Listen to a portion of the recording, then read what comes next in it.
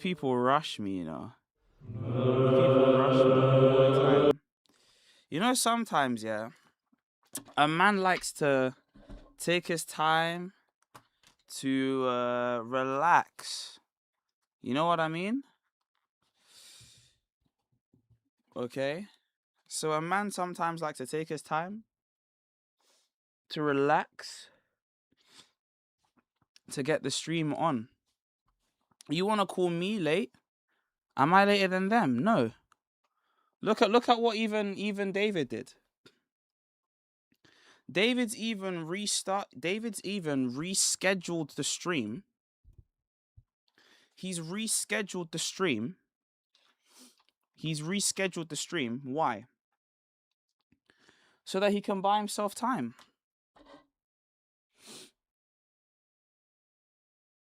He's literally rescheduled it for an hour.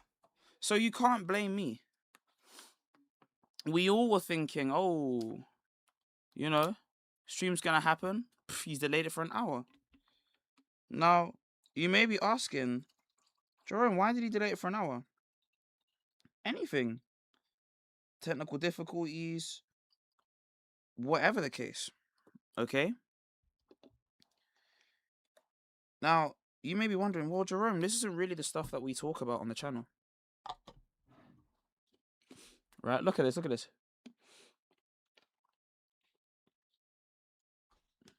Oops. Andrew and I agreed to 8 p.m. I'm Eastern time and he's Central. So we had a miscommunication. Okay, bro. Okay.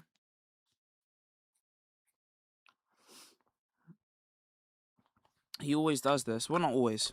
I'm not going to blame David in that way, but here's what we're going to do in the meantime, because the show has to go on. Okay.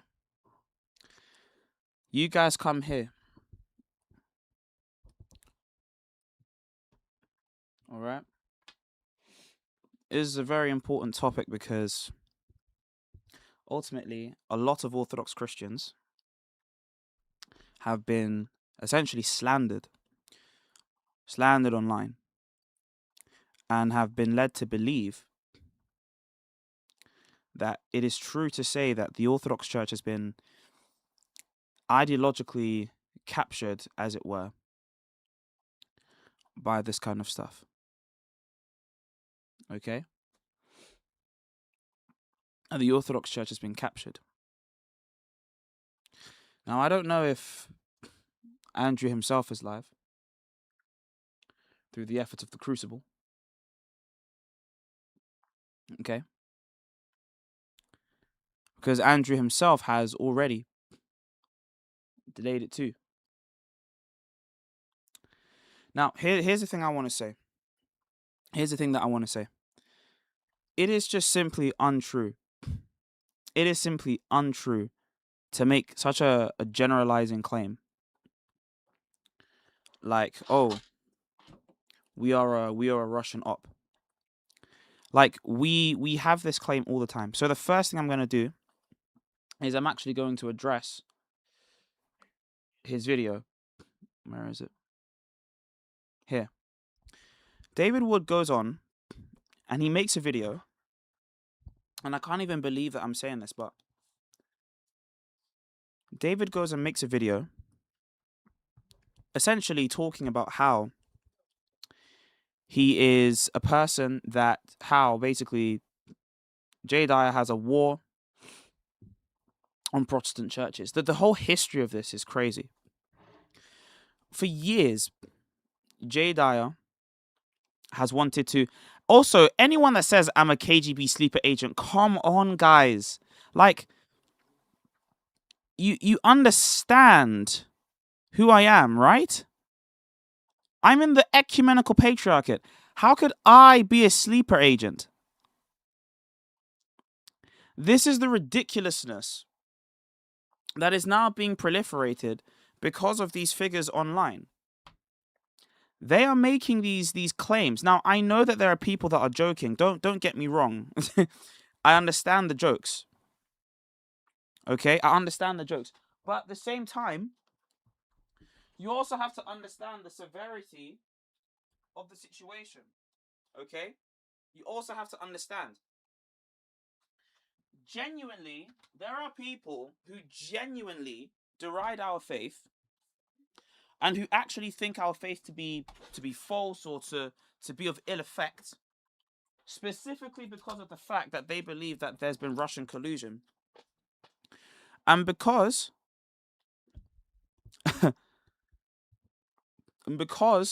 you have all these things. You say you can hear my Russian accent. Come on. Right? They think that there's like this weird like Russian collusion. There's no evidence of Russian collusion, by the way, in the Orthodox Church on this grand scheme of trying to make the entire church look bad or trying to make the entire church look compromised. We've dealt with espionage. We've dealt with politics before. And we've always come out on top. So to start now, as though we're rookies in this game.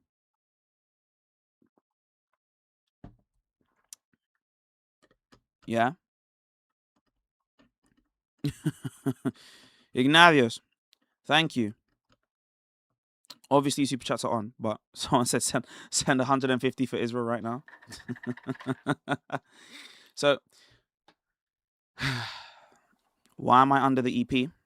Because I'm Nigerian. And so if I wanted an Orthodox church that does represent that, at least here in this country, it'd be the Ecumenical Patriarchate.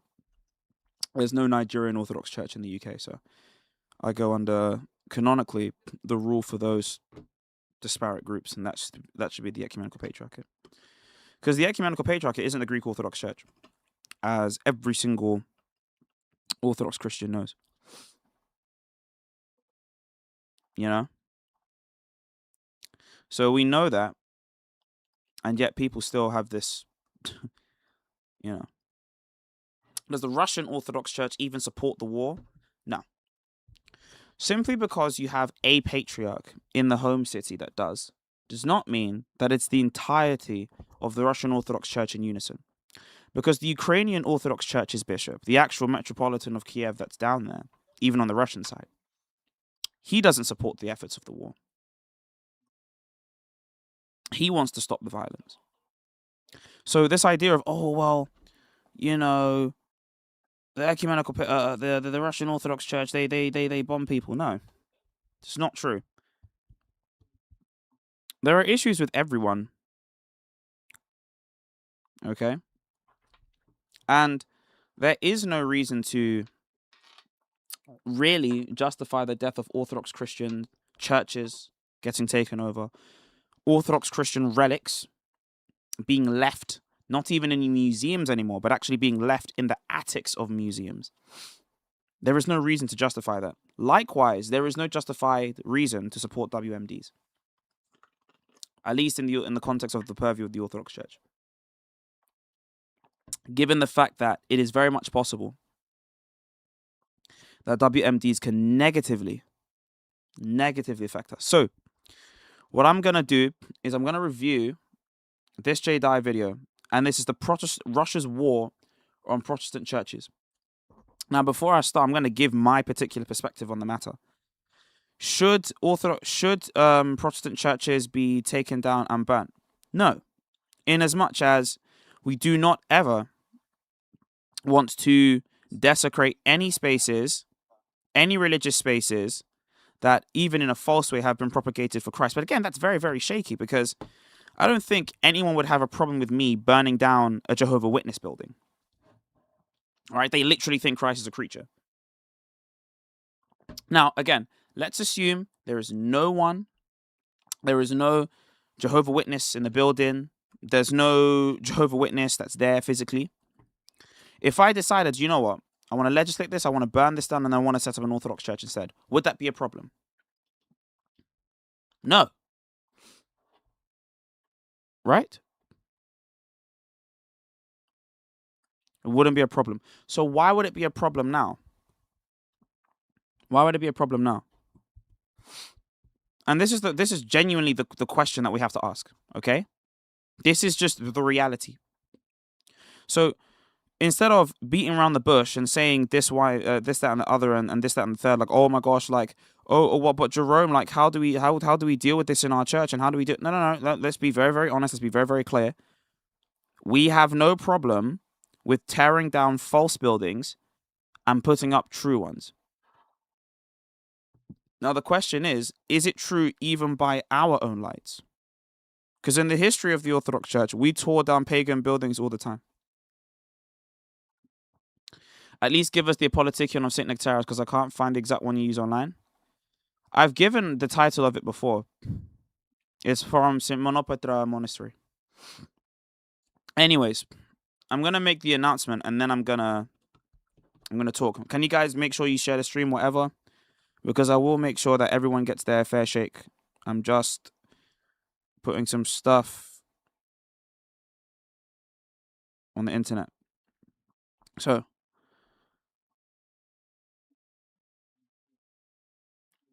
I have an announcement, and I hope you guys can respect basically what I'm about to say to you. And I hope that really this will, prompt some real consideration for what I'm doing. Okay? Now, here is something that I have to announce, because I know that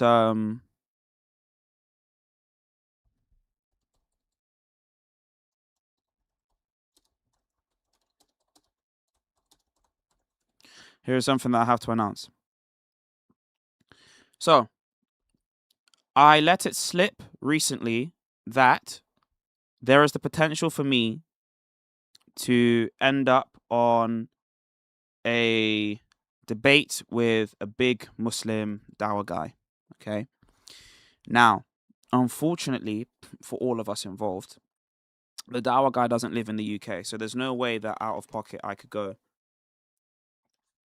myself. Or rather, I should say, I've accepted the proposition, or rather, it is possible for us to go to America. Okay? I have accepted an America trip.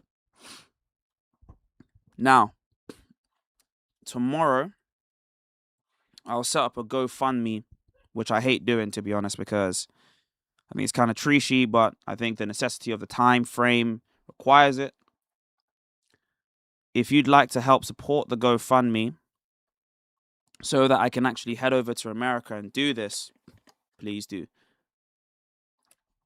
I'm going to be very transparent. The money is going, every single penny, to me. Every single penny is going towards me. It's completely and 100% a grift. Matter of fact, spam Wesh in the chat. We're going to start this. Listen.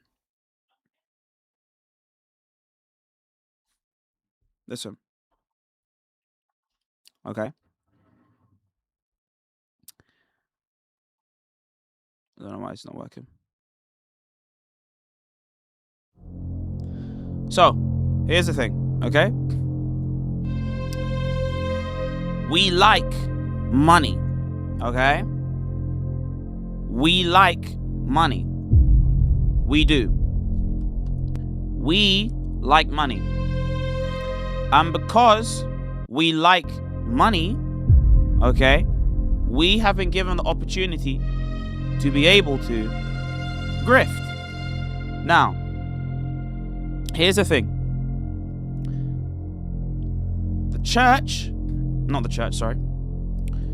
There is an opportunity for me to be able to go over to America and debate this Muslim. I can't do it online. It's not an online thing. If it was online, I would not be asking. This would not be happening. So, if you want to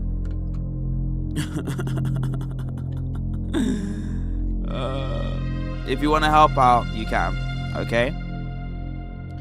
Now, if you don't want to help out, hey, that's fine. All I can say is, as to why I have to do it in person, it will make sense. Okay? It will literally make sense. Are they forcing you to do it in person? It's the nature of the collaboration sort of thing. You know, one of those 20v1 sort of situations, let's say. Wink, wink, nudge, nudge. And so, you know, in these 20v1 situations, I can't go there myself. Alright. That's all I'm going to say on that. So if you do want to help out, you already know how to reach out. Okay?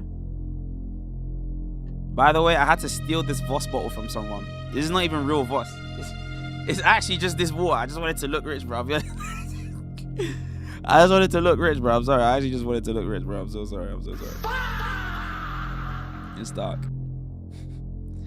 So, that is basically the scenario, okay? If you do want to help out, help out. If not, and you think that it's against your conscience, obviously don't. I don't want your money. But yeah, we need to raise the funds to be able to go, and then obviously the Lord will direct our steps. So what I'll do is I'll make the GoFundMe, and yeah, hopefully we'll see what happens. If you do want to help out, throw some money in the hat, man. We'll see what happens. Okay, so for those of you that are new, make sure you like, comment, subscribe, obviously Patreon, all that kind of good stuff. Don't really want to talk about promo too much today because you have some content. So in 36 minutes, we're going to have David Wood face off. I really don't like this, okay? And a lot of people for a long time have been like, oh, David was this and that. I personally think David Wood is a nice guy. And I think he strives a lot against Islam, which, again, everyone would commend him for. Even if you were Orthodox, of course, you'd commend David Wood for his striving work against Islam. At the same time, that gives you no reason to attack Orthodox Christians, Ortho bros, no matter what you want to say. Like, you don't do it. You know? Like we will, even as Orthodox Christians, we will definitely address you on the merits. We will definitely pick apart your arguments on the merits. You know what we won't do? You know, by and large, we won't just go around and say, oh, you know, you guys are complete psyop. You're an entire collusion by an ideologically captured state government. You know who'd be the kind of guy to make that argument? This guy right here. Does he classically make that argument, though? No. He has specific theological reasons why he contends with you. And if you are willing to do a high-tiered debate, he will entertain you. As much as people can say, oh, Jay Dye is mean because he tells people to unmute incessantly. Sure. But you know one thing you can't say? If he's high level, he won't run from the fade. He will go for the fade. And hey, he might lose. He might lose, okay? He might lose. But you know what? He'll take that with dignity. I don't care about this beef, but I had to come support this $5 and come drop this $5 and support the grift and dip. Thank you very much, man. I really do appreciate you. Thank you very much for your love and support and your guidance. I really do appreciate that. Because it's not easy in these. It's just not easy in these streets. So, what is ideologically captured by is not real. Okay. You're my favorite grifter. Thank you. I should be the only grifter, actually. Also, I feel like I fit the grifting archetype so well. Like, I'm Nigerian. You know? I like money. So, no, but we have come in the black shirt today in representation. So, let's go through the J-Dye video and then we'll comment on it because I think it's important. Targeting Protestant churches in Ukraine. And I only found out about it by accident because no one bothered to tell me. Why didn't you tell me that Russia is attacking Protestant churches? Because you didn't know either. Shame on you. Here's how I found out. Someone in the chat was complaining about Israel destroying Christian churches in Gaza. Jews! Now, hey, guys, I can't say it's Jubilee, okay? I actually can't say it's Jubilee. It's not Jubilee. I'm not gonna comment, okay, where it is. All right? But all I'ma say is, listen, when the check balance, bro, I'm telling you, it was worth it. You, man, that are long-time subscribers of the channel, you will appreciate the fact that we did this. So I'll set up the GFM, but for now, send all your bread to Streamlabs. Okay? I'm gonna let you, man, try to figure out whatever. I'm gonna tell you this. If we pattern this, it will be worth it. So I asked It's not Dr. Daff. AI, how many Christian churches were attacked by Israel during the war in Gaza? And the answer was 3. St. Porphyrios Church, Gaza Baptist Church, and Holy Family Church. All of them were damaged during Israeli airstrikes. Now, even though it's only 3 churches, that's still a lot of churches. Only 3. Great, man. Because there aren't many... Any Orthodox church that gets attacked is horrible. Any Orthodox church that gets attacked is horrible. And we need to be very, very clear about that. Christians in Gaza. If you go back several decades, there were between 30 and 40,000 Christians in Gaza, whereas now there are only around 1,000. But we started thinking about other wars and wondering how common it is for churches to be damaged during wars. Seems like something that would have increased once militaries started bombing cities. But one of the rules of just war theory is you leave churches alone. Generally speaking, you leave churches alone. You don't attack them, you don't deride them, you don't go into them, you don't come for them. People centuries ago could have damaged churches deliberately or accidentally with a catapult, for instance. But once you start having planes drop bombs, I would suspect that church damage is going to increase because bombs don't care. Take World War II. How many Christians... Why are we doing AI overviews again? Why? Why are we using AI? Why? And here's the thing as well, by the way. The only reputable source that I would even say is here is Oxford Academic down here. Just open that. And we know how many people died in Dresden, but nobody says that the bombing of Dresden was a good thing. No one. No one says that when we dropped not nuclear, but when we dropped warheads on Dresden, that was a good thing. When has the Orthodox Church ever endorsed the bombing of Dresden? When? When did we do that? Christian churches were damaged in World War II.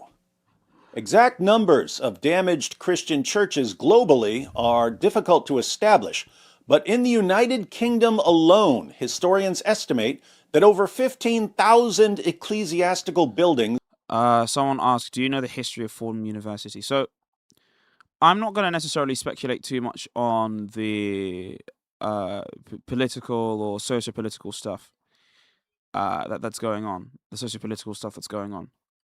What I will say, though, is academically speaking, there are many, many clerics that feel, I will say, definitely put off by the way that Fordham University likes to act. Because it is almost as if many of the academics there feel like they are more qualified to speak on pastoral or socio-pastoral issues than the very clerics who God has ordained to do that. Now, again, in this country, it is the case, in our country, it is the case that many of the academics, many of the priests, many of the people here, all of them are, Orthodox Christians. And not just Orthodox Christians, but all of them here are academics. They all had to get there. How much money do you need? Trying to get a rough estimate. I can get paid tomorrow. I think the flight is like 1.5. So I don't know, just 2K, I guess. And so the rest will go to me. It'll go to my pocket because I'm grifting, obviously. So if you want to help support my grift, bro. So my views on Fordham is, we actually, although a lot of people can see the institution negatively, we do have to work with these people. Otherwise, if you don't work with these people, they will literally run amok and do whatever the hell they like. We have to be responsible enough to actually go in there and do our stuff. Someone said 2,000 guy. Okay.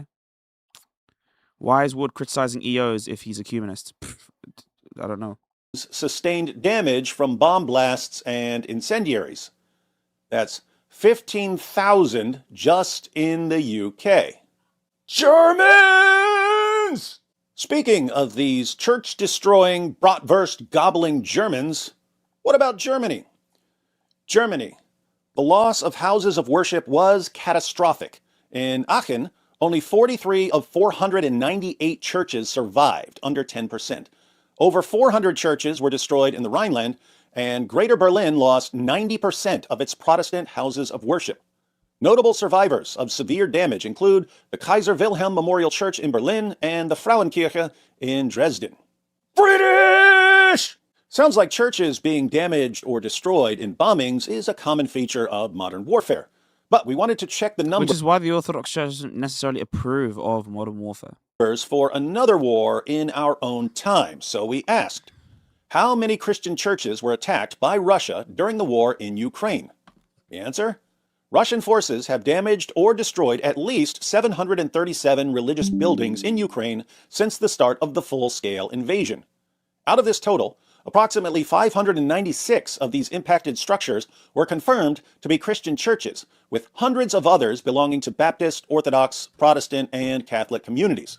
Russians! Now, at first, Are we saying Russians?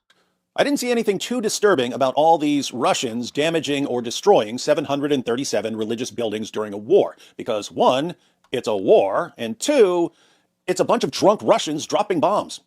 I'm surprised these vodka guzzlers can manage to fly, but actually hitting their intended target? Come on. Of course they're going to hit a bunch of churches when they can't see straight. What's the problem? Well, take a closer look at the data. The scale of destruction and deliberate targeting is vast. Deliberate targeting? There's deliberate targeting. Baptist and evangelical impact. Baptist congregations have faced severe impacts, with at least 450 Baptist churches damaged or destroyed. How many Baptist churches have been damaged or destroyed? At least 450. How many religious buildings have been damaged or destroyed? At least 737. So, over half of the churches that have been damaged or destroyed during the war have been Baptist churches. Coincidence? Maybe there are just tons of Baptist churches in Ukraine, and the Russians just can't manage to bomb a town without hitting 15 or 20 of these many, many Baptist churches. Does that sound right? Not if you know anything about Ukraine. What percentage of the population of Ukraine is Protestant? Protestants account for approximately 1% to 2% of the total population in Ukraine. All Protestant denominations combined make up about 1 to 2% of the population of Ukraine. Okay. Baptists are a subset of Protestants. So let's say Baptists are around 1% of the population of Ukraine. If over half of the churches damaged or destroyed in the war are churches belonging to a denomination that makes up 1% of them, Then it must be targeted, right? It must be. By the way, this is as good as saying, oh my gosh, like, there's only a very small number of a certain group of people on the planet. And because there's only a small number of that certain group of people on the planet, but they all have these positions of power, that must mean that those positions of power are curtailed and controlled by them. Like, no. No. Is there espionage? Sure. And to some degree, is there less care that can be given to these particular groups? Also, yes. But that doesn't mean that there's an absolute targeting. Unless you can demonstrate that there is targeting wholesale by the Orthodox Church in Russia and its concelebrants. the population, that's not random. Those churches are being targeted. The only alternative explanation would be that all the Baptist churches just happened to be clustered in areas that were being bombed for other reasons. But that's just not the case. Now, to be fair, lots of destruction is simply the result of war. Entire towns have been bombed to rubble. But damage to Baptist churches has been massively disproportionate. So why is the Russian military targeting Baptist churches in Ukraine? The Russian military is predominantly made up of Russian Orthodox Christians, and many Russian Orthodox Christians aren't fans of Protestants and view them as fake or heretical Christians. Perhaps some of these soldiers see the war as an opportunity to level some Protestant churches. But beyond this denominational animosity, many Russians see Baptists as puppets of the West. The Russian Orthodox Church is deeply intertwined with Russian nationalism. Observers and historians note that the church frequently acts as an instrument of state soft power. Its official doctrines often promote a blend of religious orthodoxy and orthodoxy, autocracy, and nationality, linking Russian national identity with the broader Ruski Mir, Russian world, concept. The degree to which the institution and its members exhibit nationalism involves several factors.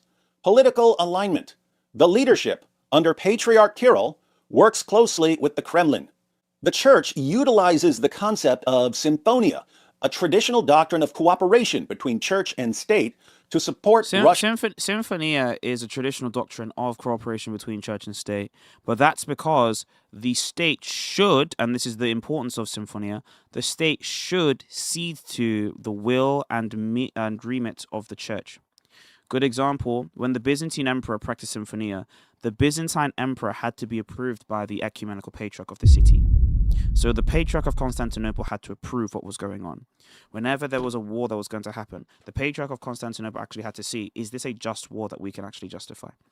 Whenever there was any particular blessing, whenever there was any particular tax, the Ecumenical Patriarch had to have his remit already sorted out. So when the Russian Orthodox Church does his particular practice, we can actually see that it's most likely the inverse, in that it is not the Russian Orthodox Church that gets to control what's going on with the state, because we saw, again, in the previous century before, when it was taken over by the state in certain particular times. So this is not perfect symphonia at all.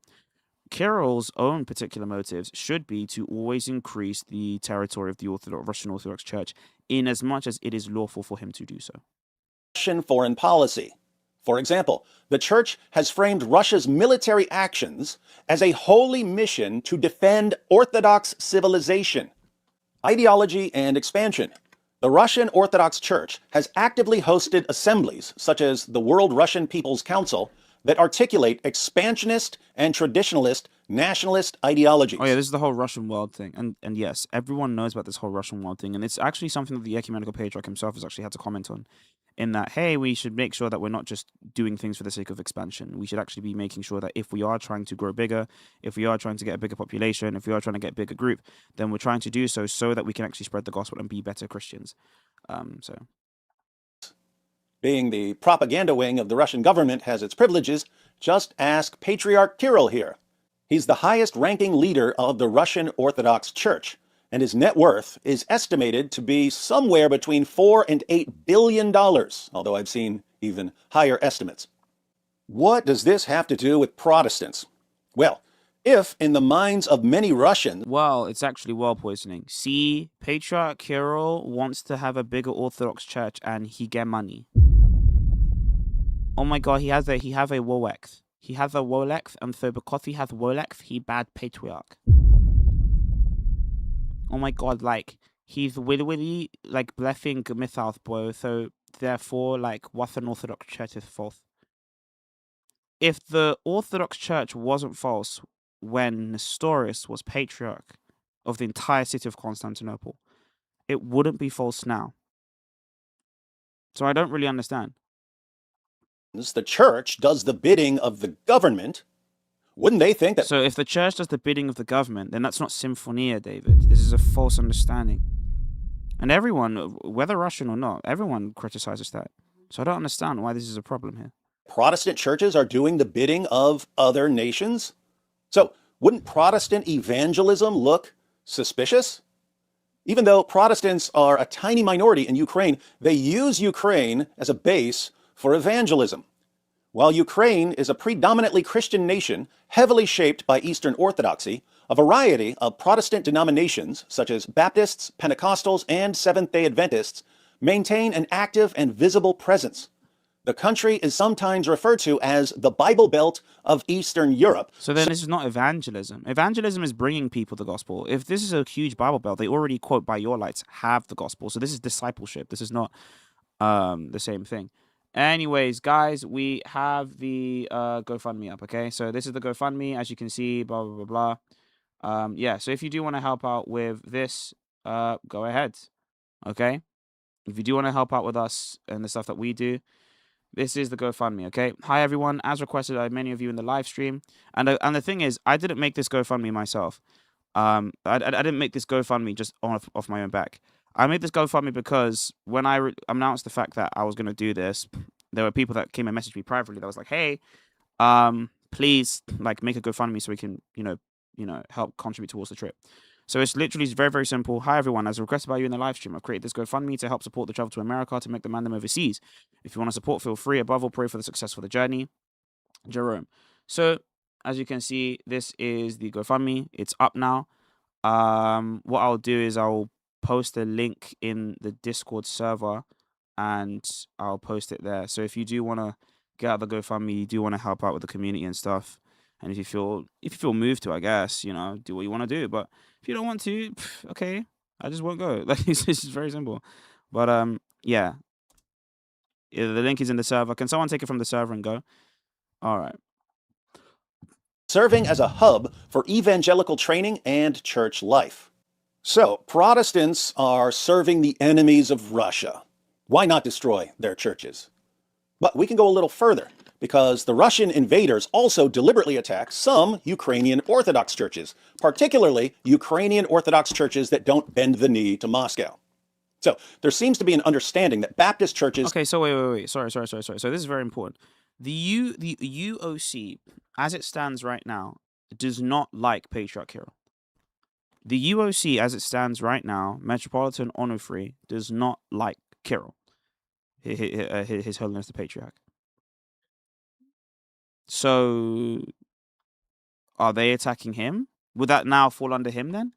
Wouldn't that mean that the Ukrainian Orthodox Church, that is still under Moscow's particular remit, who is not in particular good relations with Moscow right now, are you saying that they're attacking them as well?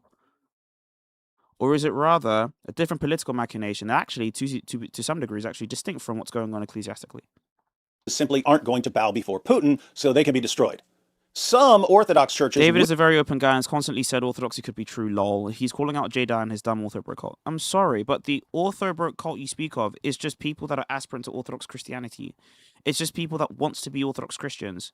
Sometimes they pretty much already are Orthodox Christians. Will bow before Putin, so they get an opportunity to submit. In short, Russia demands that churches serve the Russian government. Churches that don't serve the Russian government become targets of the Russian military. Of course, since there are Orthodox Christians on both sides of this war, there's been a growing rift between the Russian Orthodox Church and certain other Orthodox churches. But the Russians are masters of propaganda. And we've heard about Russians funneling millions of dollars to Western influencers to spread Russian disinformation and to amplify U.S. domestic divisions. They want to amplify divisions in the U.S. They want to weaken the resolve of Protestants and Catholics to help clear a path for future expansion. But they don't want to lose the support of other Orthodox Christians. On the contrary, they want the entire Orthodox Church working for Russia. So, what sort of Russian propaganda should we expect? Well, if I were Putin, and I wanted to use the Orthodox Church for propaganda, I'd try to develop an online coalition of Orthodox Christians. Nah! Oh, no! Oh, I didn't know. Oh, I didn't know. No. Is it that? So wait. Am I part of this then? Am I an Ortho, bro? Is that who I am now? What? Is that me? I'm one of them. I'm gonna tell you what. Listen, if I was getting paid by Putin, okay, I would not need a GoFundMe.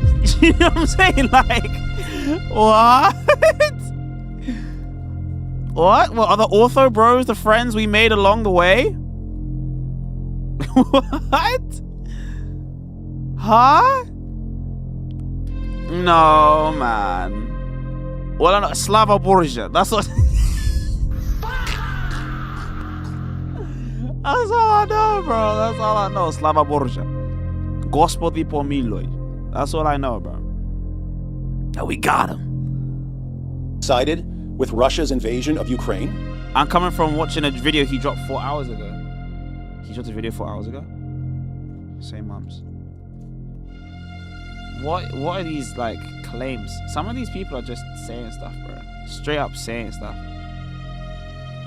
Guys are just talking out their ear. No. It's the same video. This is the video. And did anyone else notice that the supreme leader of the Orthobros is a Russian Orthodox walking clown emoji named Jay Dyer, who uses Stalin-esque threats and intimidation to keep his followers in line? Okay. Jay's mean, okay? Yes, but Stalinist? What the Yo! What?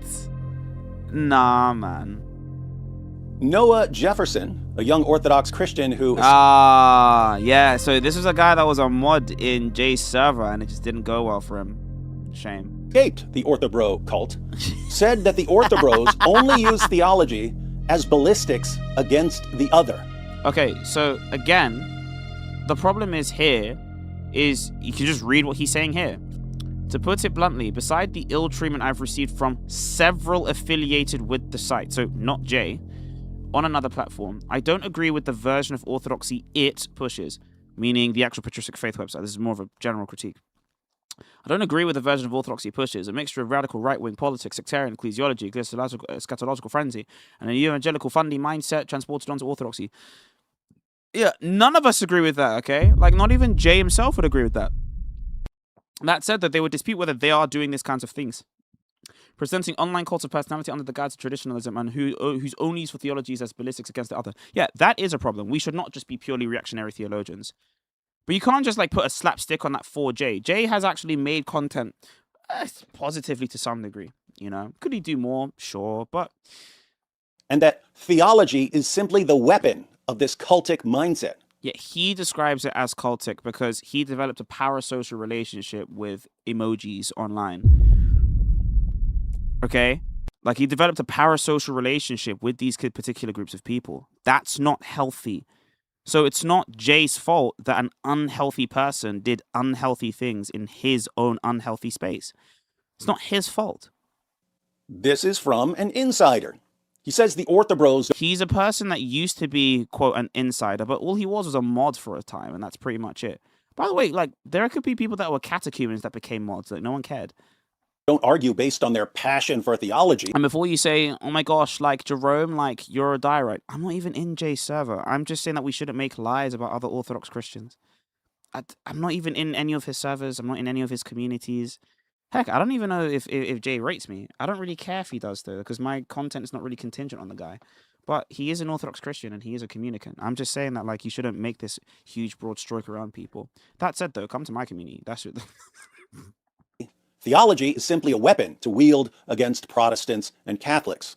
Theology is a... We should be focused on sharing and giving the gospel. Okay, but what is that, though? You know? Right? Because the gospel is supposed to be the thing that unites the body of Christ. So what is the body of Christ? And that's basically all that Jay and these other figures are saying. Tool to help them spread propaganda. Here's how Noah describes Jay Dyer. Jay Dyer is a regular host of Alex Jones' InfoWars and is increasingly becoming a notable figure in the right-wing and far-right online sphere, while already being perhaps the most popular and influential Orthodox online personality. Dyer caters to this online culture in his aesthetics, conduct, and media content. His presentation of orthodoxy also takes advantage of the U.S. culture wars and plays upon the recent fascination of the right wing and far right with Russia as the bastion of moral values and Christian power. It should be noted that Dyer and most of the clergy associated publicly with patristic faith are members of ROKOR, the Russian Orthodox Church. Apart from the guy that actually runs patristic faith, who is not Russian. Isn't that weird? Father Deacon Ananias, who is literally the guy that runs this particular operation, he's not Russian Orthodox. The head of it, the actual head of patristic faith, is not Russian Orthodox. He's a Serbian. He's a Serb. Outside of Russia, and while Dyer selectively uses the work of neo-patristic theologians and favors Neopolemism, his outlook on 20th to 21st century Orthodox history seems to be that of the anti-ecumenical, anti-modernity, and pro-monarchist strand in the Russian Orthodox Church outside of Russia. Yeah, but again, that's only as much as we've actually had monarchies already that were successful, like Byzantine monarchies, for example. I don't think J. Dye would just accept like a random Russian monarchy in every single sense whatsoever. Because of this, it is telling that Dyer consistently and outspokenly attempts to undermine the credibility of the Orthodox Church in That's America a personal vendetta, and Jay shouldn't do that, but that's not to be able to slander the rest of his content. and its bishops. Dyer perpetuates the defining of America as enemy of orthodoxy by And this is where he's trying to grift to nationalists. So he's trying to say, wait, hey, American nationalists that love the Constitution more than you love God. Jay Dyer is attacking your beloved piece of paper. Jay's like, well, I have no fealty to America in this way. And I want America to be Orthodox and I want America to be a good country. But in order for them to be a good country, they actually need to realize that some of the principles that they have inherited are post-Enlightenment things. And they need to understand that if they really want the proliferation of their culture, if they really want an American nation that stands for itself and doesn't just succumb to the consequences of its own national and foreign policy, you need orthodoxy. And orthodoxy works under a particular principate model. Frequently labeling those who defend the Orthodox Church in America Ameridox, a pejorative meant to bring their orthodoxy into question by identifying them with America as degenerate, while directing his followers towards the Russian Orthodox. Now, will he have a preference to ROCOR? Yes, because he's in ROCOR. But does he say, hey, don't join an EP church? I will say, if Jay Dyer ever says, don't join the Ecumenical Patriarch, he's wrong. Okay, he's wrong. He's just wrong. He's flat out wrong. If he says, hey, do not join Antioch, he's wrong. He's just wrong. He's just wrong. He's just wrong. Okay, but I have friends of mine who came to Orthodoxy because of Jay's content that are in the EP. Now, they've since left his content behind. They're like, you know what, we've grown over that and we've done our job. And Jay would always clap his hands and be like, hey, you moved on from my content, man. Thank you so much. Church outside of Russia. Now, I suspect that most... Also, I think this is the difference, though. You should never say be wary. You shouldn't be wary of any canonical jurisdiction. Like, you're going to have good churches and bad churches, but you shouldn't be wary of them. And you shouldn't move from a bad church to a good church just because, oh, the church is better. No. You should sow where God has put you. And if it's a bad church, you sow there and you stay there because you need to be the person to help improve that space. Of the Orthobros don't realize that Putin is pulling their puppet strings. And even if you explain But you need to demonstrate funds being appropriated to Jay. You can't just make this crazy claim that, well, because Jay's ROCOR, that must mean this is a Russian op. Whether or not Jay has donors is not the issue here. The issue is whether or not those donors are Russian. it to them, they still won't be able to see it. Cult tactics keep people from realizing they're in a cult. But some of the leaders obviously know what's going on here. So let me go ahead and ask. Hey, Yeah, Jay he doesn't get to define or what subversive should I ideas say, are there. Comrade Jayevich Svidrigailov Dyerovsky. Wow.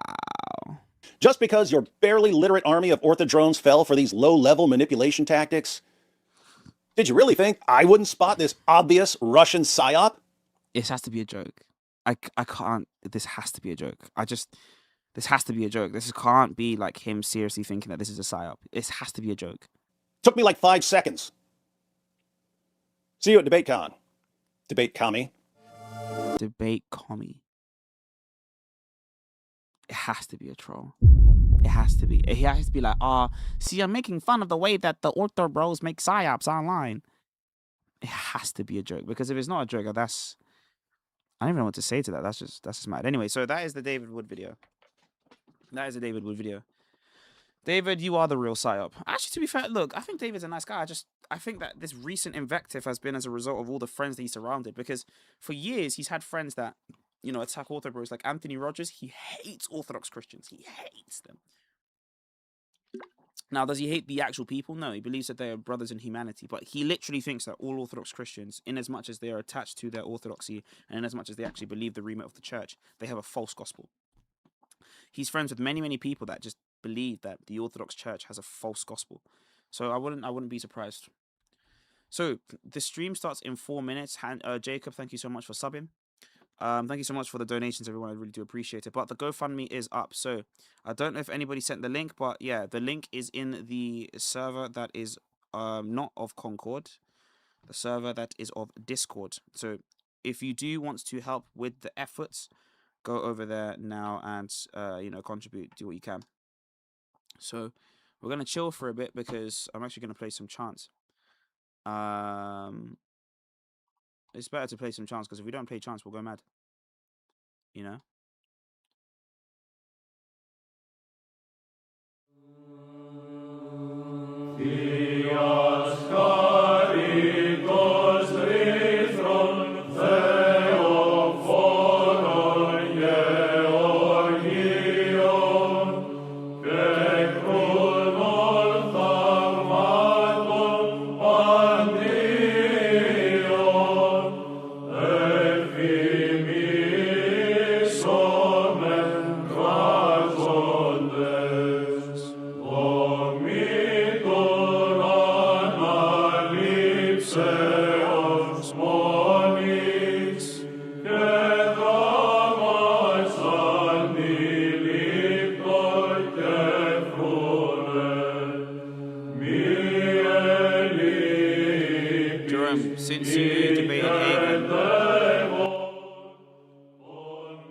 Since you debated Aegon, would you have to?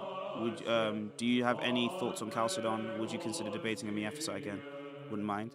I wouldn't want to debate the same Miaphysite over and over again. I think we should debate different Miaphysites because you want to see the variance in their views, because they're not all the same person. And if you just propagate the same talking points, it doesn't get anywhere. So I debate different Miaphysites. But yeah, absolutely.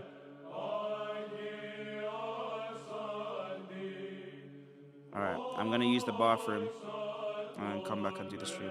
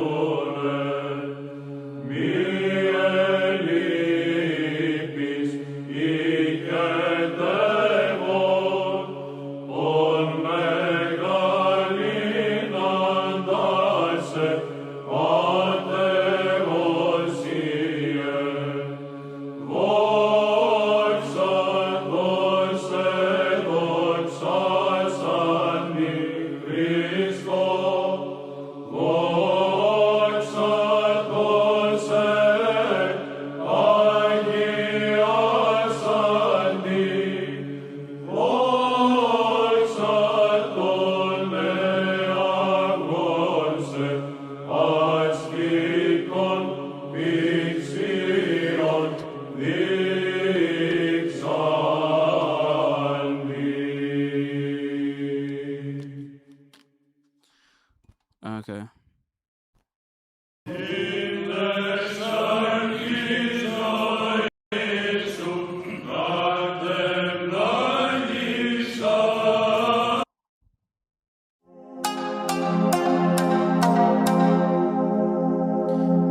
Okay. You're hiding, boy.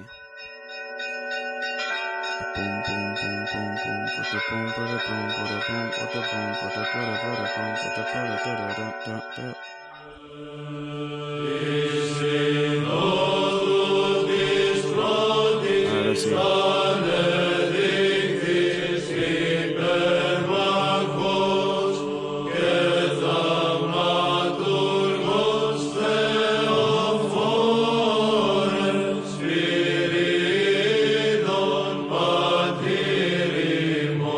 Let's see this.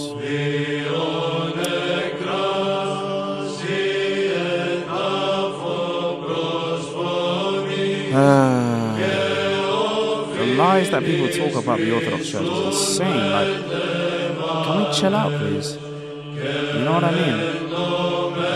You know, we just need to chill. I like my Ortho bros vitriolic and angsty. Great, man. Okay. It's just stupid. Doxa dose doxa zandi Christo doxa dose fagosani.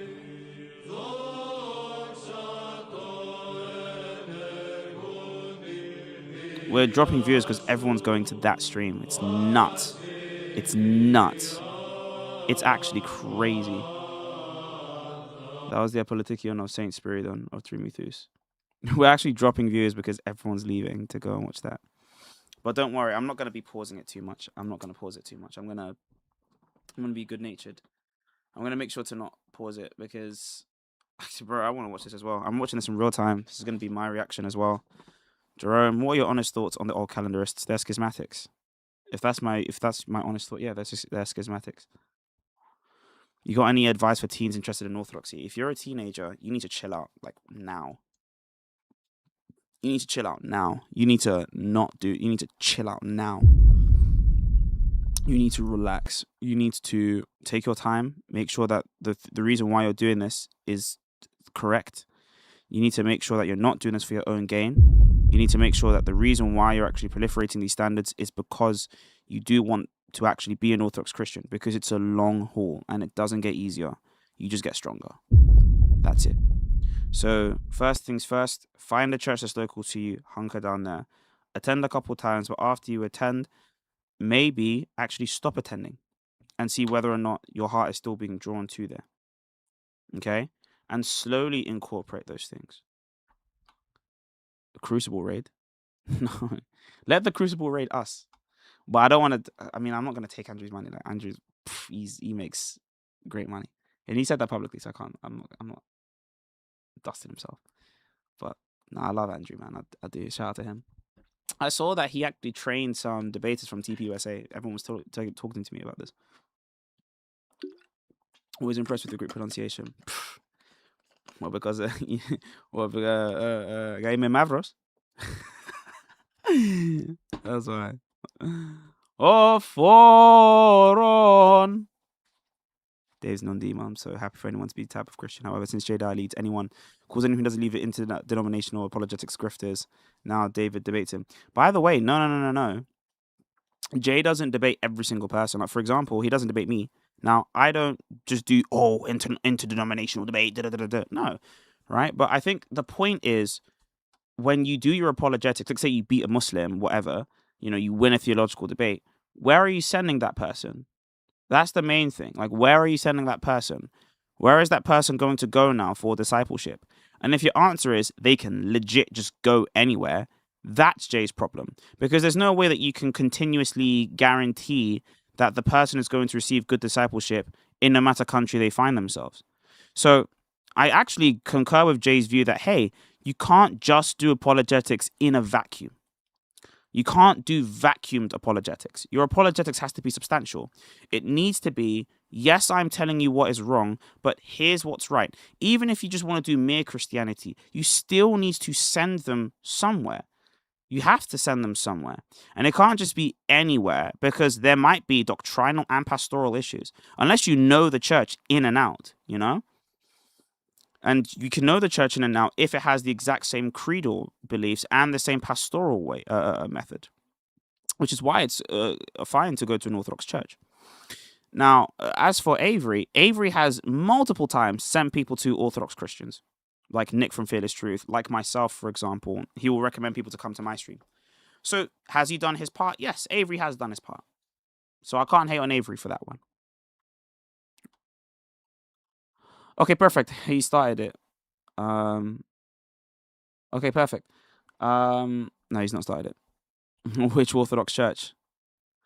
David's going nuts. I don't want to play the Crucible because I know that if I do, I might get copyright if it's I don't want to, because I'm not trying to siphon their viewers. I'm not trying to. So that's why I'm trying to keep it off. All right, I'm gonna go and start it then. All right, David's gonna start the live stream on his end now. I think Andrew started it. I think David's gonna start it now. Yeah, he started it. Okay. TikTok time to rock. Good evening. Good morning. Okay, I can mute at this time because I'm gonna just explain. I'm not gonna be interrupting or pausing too much. I'm literally just gonna let it fly. Stuff. Going to discuss some geopolitics. So for anyone who, I'm guessing most people are here because they saw a recent video. Anyway,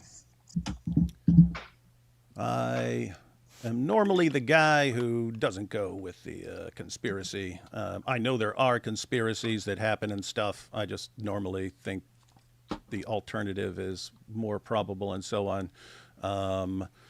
So I'm usually not the conspiracy guy, but except when it's like all over the place, and then I start thinking, like with Islam, you got we talk about the 3 stages of jihad. Everyone, 3 stages of jihad. That when Muslims are a tiny minority, then they're taught to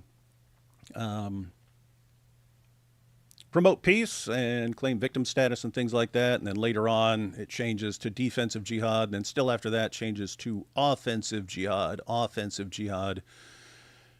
And so when we see this happening, out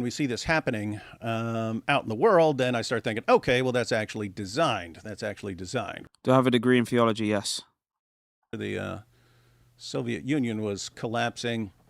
They started I'm just talking to his own getting chat, some ideas and so on. And I see a connection with some of the Orthodox activity. So I made a little video about that. And there's no way he Andrew believes said, this, "Hey, why don't though. we talk about He that? doesn't Talk believe about, this, man. He doesn't.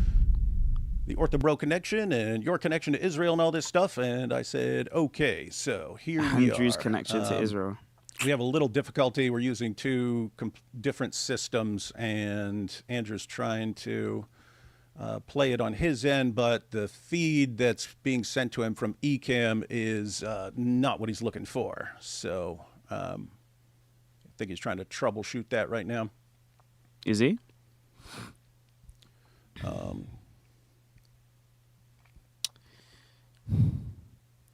Looking good. Was that a thumbs up to someone else? You're muted. I don't know. I'm guessing you're talking to your tech I'm guy. mute, dude.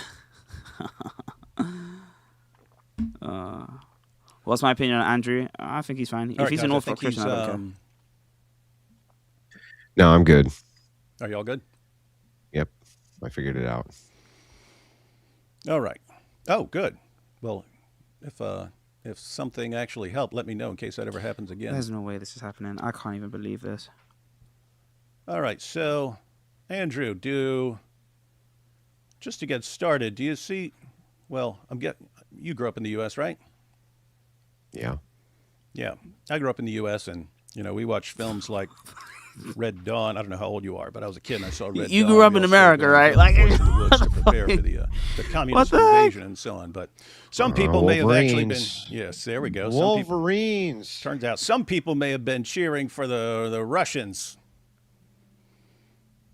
Wait, someone said Andrew's too loud. Check. He doesn't seem loud. Yeah, I don't think I'm too loud. No, you don't seem too loud on here. I don't know what's going on. All right, guys, so we got the Wolverines. Now, just as an intro, I'm smoking now? I got a cigar just in case.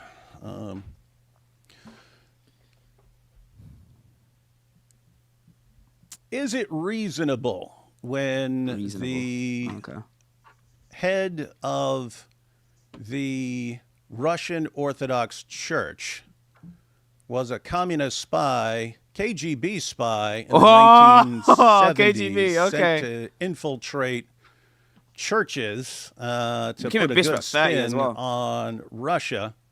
And then, of course, Putin was also KGB, and then the Soviet Union breaks down, and then they scramble to restructure things.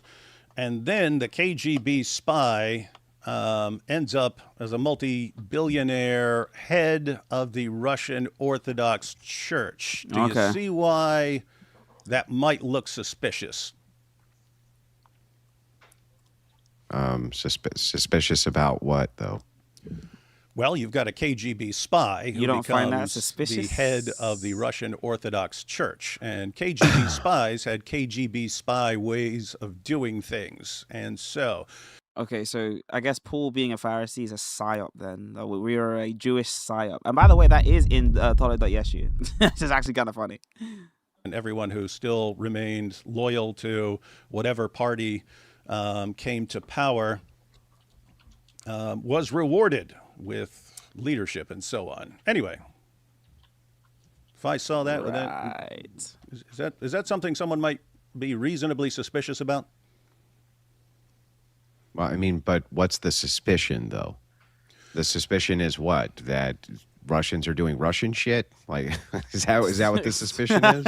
Well, it would be the same thing if there's a pastor or something like that, and I find out that he is a CIA spy sent to infiltrate churches back in the day, and he's just been sort of buddying up with the government the entire time, and looks like he's just kind of doing. I guess more the of this- Antiochians, they're Muslim spies, bro. They're all Muslim spies. Okay, great. But your accusation is that this is tied into Orthodoxy, specifically Jay Dyer and myself. Well, not specifically you. So, I like, don't- even I if don't know- I, I don't know like, you. even Oh if my I gosh. grant all of this, how the hell are you going to tie this all together with Jay Dyer, even if it's granted? Like here, I have an opening statement this time. You mind if I read it? Oh yeah, My sure. opening statement. Yeah. How long is it, by the way? It's not long. It's just a Okay. couple of minutes. No It's long problem, no enough. problem. Okay, so once again, I find myself here with David, and he, using his Chat GPT research, has determined something remarkable, at least according to him, that myself and Jay Dyer work with Russia. Madam mad. President David Clinton Wood has determined Russia is so interfering in his Protestant business. And Comrade Wilson has figured out how to Comrades. manipulate the system Comrades. by being a double, triple, quadruple agent. So deep. Interesting. Yes, to the Candace fans, Comrade Wilson is working for the Jews. Working. And to the Israel lovers, Comrade Wilson is working for Russia. But they all have it wrong. I'm actually an agent of the Greenlandic Freedom Federation, here to infiltrate Trump's plan to annex my great nation. Yes, friends, as a member of the Greenlanders Against Annexation Freedom Fighting Association, it is my diabolical plan to make sure that Protestants What who is have been that a as an thorn in acronym? our side for far too long be brought to heel under the great Greenlandic King of the North. And our King of the subjugation North. of you will know no limits. King of Think the about it. North. I'm constantly agreeing with Greenlandic propaganda. Just the other day, the mayor of Greenland tweeted, and I quote, "Holy shit, it's cold here." And I retweeted that. I claim to be from Michigan, but that was really just a cover to explain my mini jackets. The perfect cover for why I can withstand cold weather. People have trouble placing my accent, but that's because nobody knows what a Greenlandic accent sounds like because there's so few of us. I have been known to spread other Greenlandic conspiracy theories as well. For instance, when we saw that Australia may move to Mind you, support David's not gonna get rage baited like this. He's literally a psychopath. He will not get rage baited by this, bro. He won't get rage baited. He will find it funny. He just won't get rage baited though. even gaslit many Australians into believing it as well. I've been at the forefront of a massive Greenlandic conspiracy right under your noses. It's crazy. And this guy wants to pretend I'm a Russian asset. Ha, I say. The boys got a good laugh when the dog sleds delivered them that mail, let me tell you. So whatever you got, David, for why I am a Russian spy asset, I can't wait to hear it. Whatever you got for why Jay Dyer is a Russian spy asset, I can't wait to hear it. But that is what you are claiming, and that is what you claimed in our Twitter back and forth, was that at least one of us is an asset, and that the Ortho Bros are assets. And I want you to actually take the time to back those claims up this time. Facts. And actually prove that, David. That would be great. Because what I think is that So you're doing Andrew, associative nonsense. It is which association fallacy. Also, I'm sorry, Andrew, and you're making a good point. Please, I beg. To say Jay Dye's an asset is one thing, okay? Andrew? Come on, man. What the Candace Owens people do. That's what all of those types of people do. Facts. And Facts. it's been my understanding that you very much don't like to do that, as you favor yourself as some sort of logician. So if that's the case, then I'd like to see some actual applied logic here. And I'd like for you to actually demonstrate it. For my stead, what I said back to you, to be totally fair, is that I believe that I can create more links CNN between is going you on a run right now, and bro. Israel than you can between myself and Jay Dyer and Russia. Many more links, in fact. And I have brought video evidence for those various links from your own words. Whoa. So as long as you have something on par with that, I sure like to hear it. Okay. All right. Well, let's find out. And just to be clear on my view would be that that the Russians, well, they want to be on top of the Orthodox food chain. Let's say they want they don't want division between them and other Orthodox churches. They want a united Orthodox fronts, and that this is part of the plan on their part. I don't think most Orthobros have any clue how they're being used. I think some of the Russian Orthodox, may, but well, I think some of the Russian all Orthodox these people do, who and participate, other people don't. So all these people participate inside of the church and day in and day out, and not you.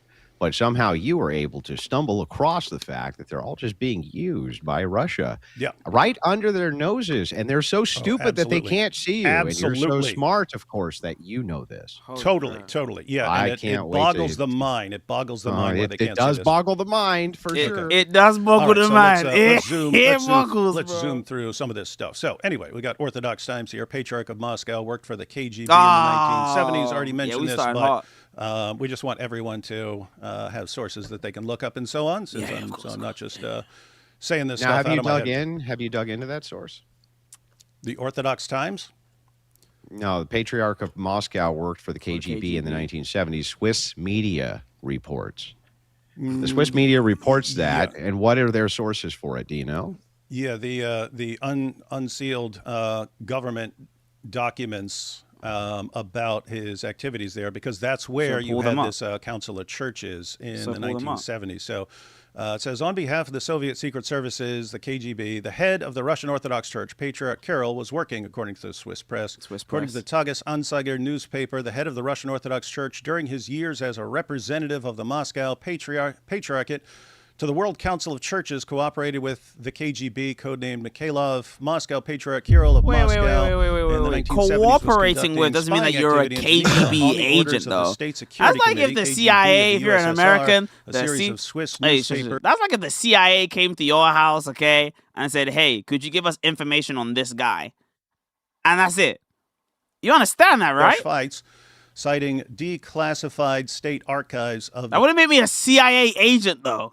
Okay, if an agent of the CIA came to me and said, "Hey, I need to do Patriarch Kirill worked under the codename Mikhailov. According to these figures, Gudnyayev worked for the Russian spy agency using the codename Mikhailov, holding in Switzerland the official position of representative of the Moscow Patriarchate to the World Council of Churches. His main task was to influence the World Council of Churches. From Switzerland, he returned to the Soviet Union, where he quickly began to advance in the ecclesiastical hierarchy. The Russian Orthodox Church declined to comment on the Swiss press reports. The World Council of Churches said it had no information. So are we saying that the WCC is also KGB? So that's why they didn't say anything. That they had no information on the matter? The WCC. The World Council of Churches, which, why would they have any on that? Because they're colluding. Because they're colluding with the Russians. So that's, again, you're right. This could be someone, how do we know we can trust it? Well, it's not even how do we know we can trust it. It's the fact that you're saying it, though. This is from the Moscow Patriarchate. Decree of the 25th World Russians People's Council, the present and future of the Russian world. And you have the council here. And then this is under Patriarch Kirill of Moscow. And we have here special military operation, a new stage in the national liberation struggle of the Russian people against the criminal Kiev regime and the collective West that stands behind it, which has been waged in the lands of southwestern Rus since 2014. During the SMO, the Russian people, armed in hand, defend their lives, freedom, statehood, civilizational, religious, national, and cultural identity, as well as the right to live on their own land within the borders of a unified Russian state. From a spiritual and moral perspective, the special military operation is a holy war in which Russia and its people defending the unified spiritual race of Holy Rus fulfill the mission of the restrainer, protecting the world from the onslaught of globalism and the victory of the West, which has fallen into Satanism. So the West has fallen into Satanism, and they have a holy war to rescue the world. And we have this famous doctrine that keeps popping up, the Russian World Doctrine. Russia is the creator, supporter, and protector of the Russian world. The boundaries of the Russian world as a spiritual, cultural, and civilizational phenomenon are significantly broader than the state borders of both the current Russian Federation and greater historical Russia. Along with representatives of the Russian ecumene scattered throughout the world, the Russian world includes all those for whom Russian tradition, the sacred relics of Russian civilization, and the great Russian culture are the highest value and meaning of life. So it's not just people in Russia, it's anyone who really, really values Russia and the way of life and culture. Highest meaning of Russia's existence and the Russian world it created. Their spiritual mission is to be the global restrainer, protecting the world from evil. Their historical mission is to repeatedly thwart attempts to establish universal hegemony in the world, attempts to subjugate humanity to a single evil principle. Yeah, so they don't want hegemony, which we should all agree with. Get it. I get it. Got that so far? All right. Got it. Just one more little thing from, a little more from Kirill here. This one's interesting. We know that today many are dying on the battlefields of civil war. The church prays that this civil warfare will end as quickly as possible, that as few brothers as possible will kill each other in this fratricidal war. And at the same time, the church recognizes that if someone driven by a sense of duty and the need to fulfill their oath remains faithful to their calling and dies in the line of military duty, then they undoubtedly performed an act tantamount to sacrifice. They offer themselves as a sacrifice for others, and therefore we believe that this sacrifice washes away all the sins they have committed. So we've got a holy war. And you're sort of guaranteed paradise if you die while fighting. Yo, they're trying to make this guy like Muhammad. No way. Do you agree on that? That's what's being said here. That's what that was saying. Yeah. Okay. And we've got some allies here. This is to His Excellency. This is from Patriarch Kirill. To His Excellency, Mr. Masoud Pezeshkian, President of the Islamic Republic of Iran. Your Excellency, esteemed Mr. President, please accept my deepest condolences on the assassination of the Supreme Leader of the Islamic Republic of Iran, Ayatollah Sayyid Ali Khamenei, and his relatives. The deceased was a man of profound religious convictions, a spiritual and national leader of great strength of spirit and character. That was my only concern there. I understand sending out a letter, but calling Khamenei spiritual national leader, he's definitely spiritual national leader of great strength and strength of spirit and character. Not what I'd call him. Anyway. Yeah, strength of spirit doesn't mean that you have a good spirit. It just means that you have a strong It's all one. coming together. The dots are all being connected. Then we've got Mr. Putin here and his connections. I'll be going into Mr. Putin separately as I have to still go through some articles. Guys, Putin but here he is kissing the Quran famously. Just wanted all the Orthobros to know that their hero, Mr. Putin, smooched the Quran. Okay. It's actually very interesting. Now we get to this Dugin guy. You familiar with Alexander Dugin? Yeah, big Candace Owens fan. So just careful what you say about Candace Owens because he's her biggest fan.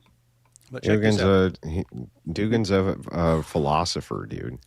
Yeah, he's also he's a political philosopher. He's called Putin's brain because he's the one with all the great big ideas. Anyway, so this is from his 1997 work, Foundations of Geopolitics. But he says the West as America. So right before this, he talked about two meanings of the West. He said you've got the West as in Europe and the West as America. And he's talking about the West as America here. The West as America is Russia's total geopolitical adversary, the pole and direct opposite trend to Eurasia, the headquarters and center of Atlanticism. Positional geopolitical warfare with America has constituted the essence of all Eurasian geopolitics since the mid-20th century, when the role of the United States became obvious. In this regard, the position is clear. It is necessary to counteract U.S. Atlanticist geopolitics at all levels and in all regions of the world, trying to weaken, demoralize, deceive, and ultimately defeat the enemy as much as possible. It is especially important to bring geopolitical turmoil into the U.S. domestic reality by encouraging all kinds of separatism, various ethnic, social, and racial conflicts, actively supporting all dissident movements of extremist, racist, and sectarian groups that destabilize internal political processes in the USA. And it goes on to say that isolationist tendencies in the U.S. should be encouraged to keep the U.S. from intervening in what's going on. So as far as what Dugin was saying there, he was saying cause as much division, ideological division for America as possible. Again, this is the guy that's called Putin's brain. One more disturbing thing, and this just keeps popping up wherever it goes. Here's Dugin. Again, here's him on X. He says, by the way, Christian Orthodox prophecy identified the Jewish Messiah with the Antichrist too. Third aspect that explains our attitude to Zionism. Protestant dispensationalist theology and evangelical Christian Zionism belong to the same group of concepts. Interesting that Islamic eschatology, not only Shia, but Sunni too. Thank you for the 20. Be careful, bro. Please stop this behavior. You're a good Orthodox Christian. Be careful, bro. Okay. May God have mercy on me, number one. Number two, for you to think that that is God's name is just ridiculous. Okay? God is not God's name. Yeah, God's name is unknowable. Well, we use it as a placeholder, please. All right? Thank you. Battle will be between the Dajjal, Zionism, and USA dispensationalists on the one hand, and the Alliance of Islam, the Mahdi, and Rum, Orthodox Christianity. So he's saying that some think that the final battle will be between the Zionists and USA dispensationalists on one side and Muslims and the Orthodox on the other. Well, that rascal. What a rascal. Yeah, I know. That's Putin's brain there. That's the guy they call Putin's brain. You. All right, so you we've got wascally wabbit, that wascally wabbit, the Putin's brain over there, Mr. By the way, he's not Putin's brain. He's not even a very well-regarded Russian philosopher. So, okay, he had. I think I got his takes. Where are we going here? Are we getting somewhere eventually? We're bringing it all together. So he wrote that in. How long is it going to take to bring it together? It's going to take a long time. You asked me for evidence. If I don't give any evidence, you're going to say you've just said things. You haven't given evidence. I don't want like Gish Gallop. Can you tie it off like so that we can get to what your point here actually is? Yeah, it's kind of. I'm gonna tie it all together. All right. So he's saying that in 1997. Let me back up a little to 1987. We won't read all this because I have some screenshots here. But so yet another clique of top Communist Party officials who also appear to have had the blessing, blah, blah, blah, blah, blah. This is talking about them when they're realizing that the Soviet Union's breaking down and they need to come up with some other way of packaging things. We'll go ahead and skip to the end here. The last little sentence there in this section says, it was a bold attempt by conservatives within the party to transform communist ideology into something resembling a fusion of communism, nationalism, and Orthodox Christianity, with a dash of something known as cosmism. So the point here is you have all these when the Soviet Union's breaking down, you have all these ideas of how do we kind of move forward now. They realize that the spiritual deadness of just atheistic communism isn't enough to sustain people. So they said we have to tie it together with some other things. We need it tied to nationalism, and we need it tied to the Orthodox Church. That failed. But the guys in 1997. That was 1987. So they were unable. 1987. Yeah, man. I can't believe that back in 1987. 10K they were people up are to watching. These That's those crazy. bastards. Yeah, so that failed. But Those the dang point was bastards, man. the leaders who were planning these kinds of things still continued after the collapse of communism. Yeah, And those bashful they folk. kept coming out with some of the kind of same ideas. You've seen Oh, some of yeah, this like already. what? Well, you've seen some of this. So, sacrilegious spies. Russians tried hacking Orthodox clergy. The Russian hackers indicted by the U.S. Special Prosecutor last So month. They if had you spent try to years hack trying to them, steal a- if you try to hack them, that means that they're not under your remit. You understand that, right? I wouldn't try to hack someone that it's an asset for me. Why would I hack an asset of mine? I can just ask him to give me the codes and they would. Wait, you mean other Orthodox churches? No, this is them trying to gain control over it. So here's the idea. The Russian hackers indicted by the U.S. Special Prosecutor last month have spent years trying to steal. So if they're trying to get control over it, that means that they currently don't have control over it. High stakes as Kiev and Moscow wrestle over the religious future of Ukraine. The targets include top aides to ecumenical patriarch Bartholomew I, who often is described as the first among equals in the world's Eastern Orthodox Christian leaders. So they're they were hacking the Orthodox leaders from other Orthodox churches. Interesting. Thanks, man. Yeah, Sure, why those they sons do of that. bitches. Yeah, but they don't stop there. So you've seen this. I quoted it. I mean, I cited this already. This was all over Oh, the place. Tenet like Media. Lauren Chen Oh, and so on. yeah. So right-wing Yeah, I know all influencer about network. Tenet. Yeah, I know all about allegedly Tenet spread Media. Russian disinformation. Now, this was interesting because the money was funneled through RT. That's the Russian state television. So that is the television news channel of Russia, and they were the ones putting out millions of dollars to influencers to try and do all kinds of things. Mainly put out ideas that are going to cause division and those things that would toe the party line. Just pointing that out because your good That's buddy really- Jay is their new favorite Yeah. guest over on RT. Oh, he is. It's really weird though, because everyone was in that RT network, which would be Tim Pool, Lauren Chen, Lauren Southern, and several others. One of them, as you may know, was gay and adopted a gay baby, right? Interestingly enough, me and Jay have destroyed all of those people while they were with Tenet Media, including me. I destroyed almost every one of them, in fact, while they were with Tenet Media. I wrecked Lauren Chen on her own channel while she was with Tenet True. Media. I've wrecked Tim Pool in debates while he was with Tenet Media. Jay Dyer also has debated with several of these people. So, man, you are really tying the tight connections here, David. Yeah, well, It's tight. so you're But all that was, of you're all course, attacking each other, but division would Oh, be the we're goal. all With attacking that- each hey, other, With yeah. that said, damn, Andrew, those Damn with Russians that want said, us, Andrew, they I want have us not to be accused you fighting of so that we being have a cloak. I haven't We want us to accused have you a of being a cloak. knowing participant. I think most people are. That's what they said in the article. That's what they An said in the article. unknowing There was a participant, couple people. There was a couple people at Tenet who knew where their money was coming from. The rest didn't. They just knew they were being paid to promote various ideas and so on. Yeah, So- there was no, hang on, let me cover some of this because I'm intimately familiar with this case. I covered it in depth. That's good. As I knew many of the players who were involved in it, having debated with many of them.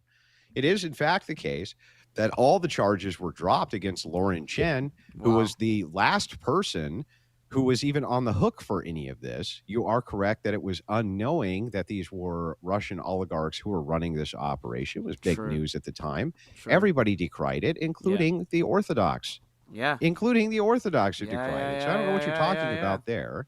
I covered it ad nauseum. I was a thorn in the side of all of those people multiple times. Yeah. I do have a good relationship with Tim Pool. I like to go on his channel and I like to discuss politics with him, and sometimes I'll debate with him. But Tim Pool was not on the dole of the Russians. That's ridiculous. He did, That's just at not least true. not that he knew of. He thought I he was agree. just taking some ad sponsorships. Mhm. So that's one.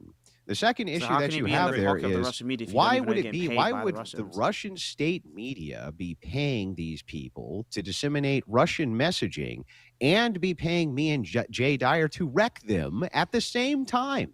Where have I said you were being paid, or that you knew Oh, anything? about okay, this? well, I don't know. I don't know. Do you not think so? You don't think me and Jay Dyer are being paid by Russia? Then we're just unknowing stooges of their I propaganda. haven't said anything about you. You did. You said go talk to your comrades. Oh, Go yeah. talk to that. Okay, so I mean, if Your they're my comrades. comrades, if they're my comrades, then that means I'm in on it, right? Andrew, are you now the guy who can't take a joke if I say go talk to your comrades, and therefore I'm saying that what you're now, I'm also saying you're a Nah. communist because I'm saying comrades? Well, you seem to want to tie it in as though there was a conspiracy which involved Orthodox, who you consider to be prominent streamers, and that's what we were there to discuss. Yeah, that would be the Russian Orthodox. Are you Russian Orthodox? I have seen no. I've Okay. seen no. Okay. I've seen absolutely none, as in zero evidence that this is the case. And by the way, ROKOR is decentralized from the Russian patriarchy. The ROKOR is not even Yes. part of that. So, like, what the hell are you talking? Even the American Orthodox Mhm. who are part of ROKOR, Yeah. which is the most common one, are Yeah. not. They're not even under control of that patriarchate. They have their own Mhm. patriarchy. The Russian or the Orthodox Church is decentralized. It does not have central authorities. We're not Roman Catholics, dude. Yeah. So you're saying that wouldn't fall into Patriarch Kirill's doctrine of the Russian world, where I don't know if he everyone, knows what's whether going on. inside of Russia or outside of Russia, who just, I think he said, loves Russia and holds that up high and in esteem and so on, and loves the Russian culture and so on, and loves all of that, that the goal is for all of this to be under Russian control. So what? What does that have to do with streamers being part of a Russian conspiracy, even unknowingly? Yeah. What does that have to do with shit, dude? It's just some unrelated tangential nonsense. Tie it to somebody, bro. Okay, I'll tie it. So You anyway, need the to point show how is, it's an we actual see grift, what bro. they're doing and what they're calling for, what they're trying in the 70s and in the 80s and in the 90s and after that and so on. Yeah. And then we get down to the time of the Orthobros. You've seen this. Jay Dyer is a regular host of Alex Jones' InfoWars and is increasingly becoming a notable figure in the right-wing and far-right online sphere, while already being perhaps the most popular and influential Orthodox online personality. Dyer caters to this online culture in his aesthetics, conduct, and media content. His presentation of orthodoxy also takes advantage of the U.S. culture wars and plays upon the recent fascination of the right wing and far right with Russia as the bastion of moral values and Christian power. It should be noted that Dyer and most of the clergy associated publicly with patristic faith are members of ROKOR, and while Dyer selectively uses the work of neo-patristic theologians and favors neo-Palemism, I mean, Father his Turbo's on outlook there as well. on 20th to 21st century Orthodox history seems to be that of the anti-ecumenical, anti-modernity, and pro-monarchist strand in ROKOR.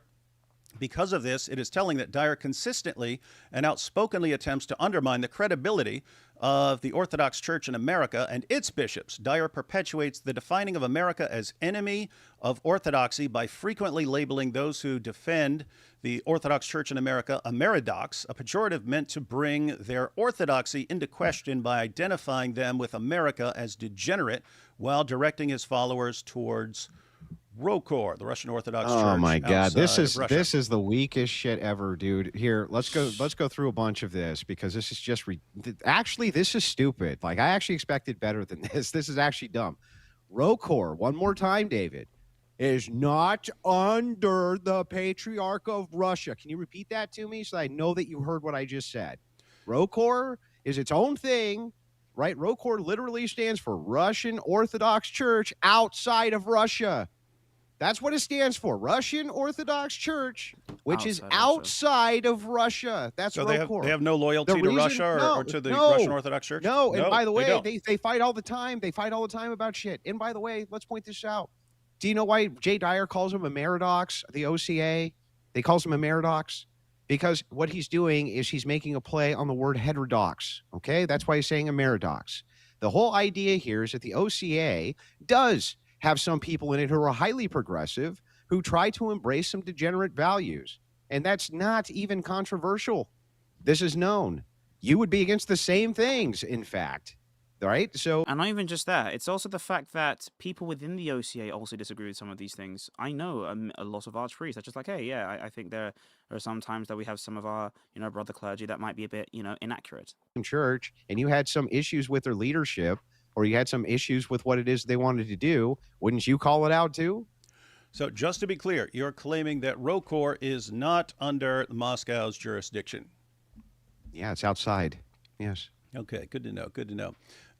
Now you have Jay's protege there, David Erhan, who is Dyer's protege, a young man in his 20s from Turkey, and the man who currently runs Jay Dyer's Orthodox Christian Discord server. Erhan also does geopolitical analysis through his YouTube channel.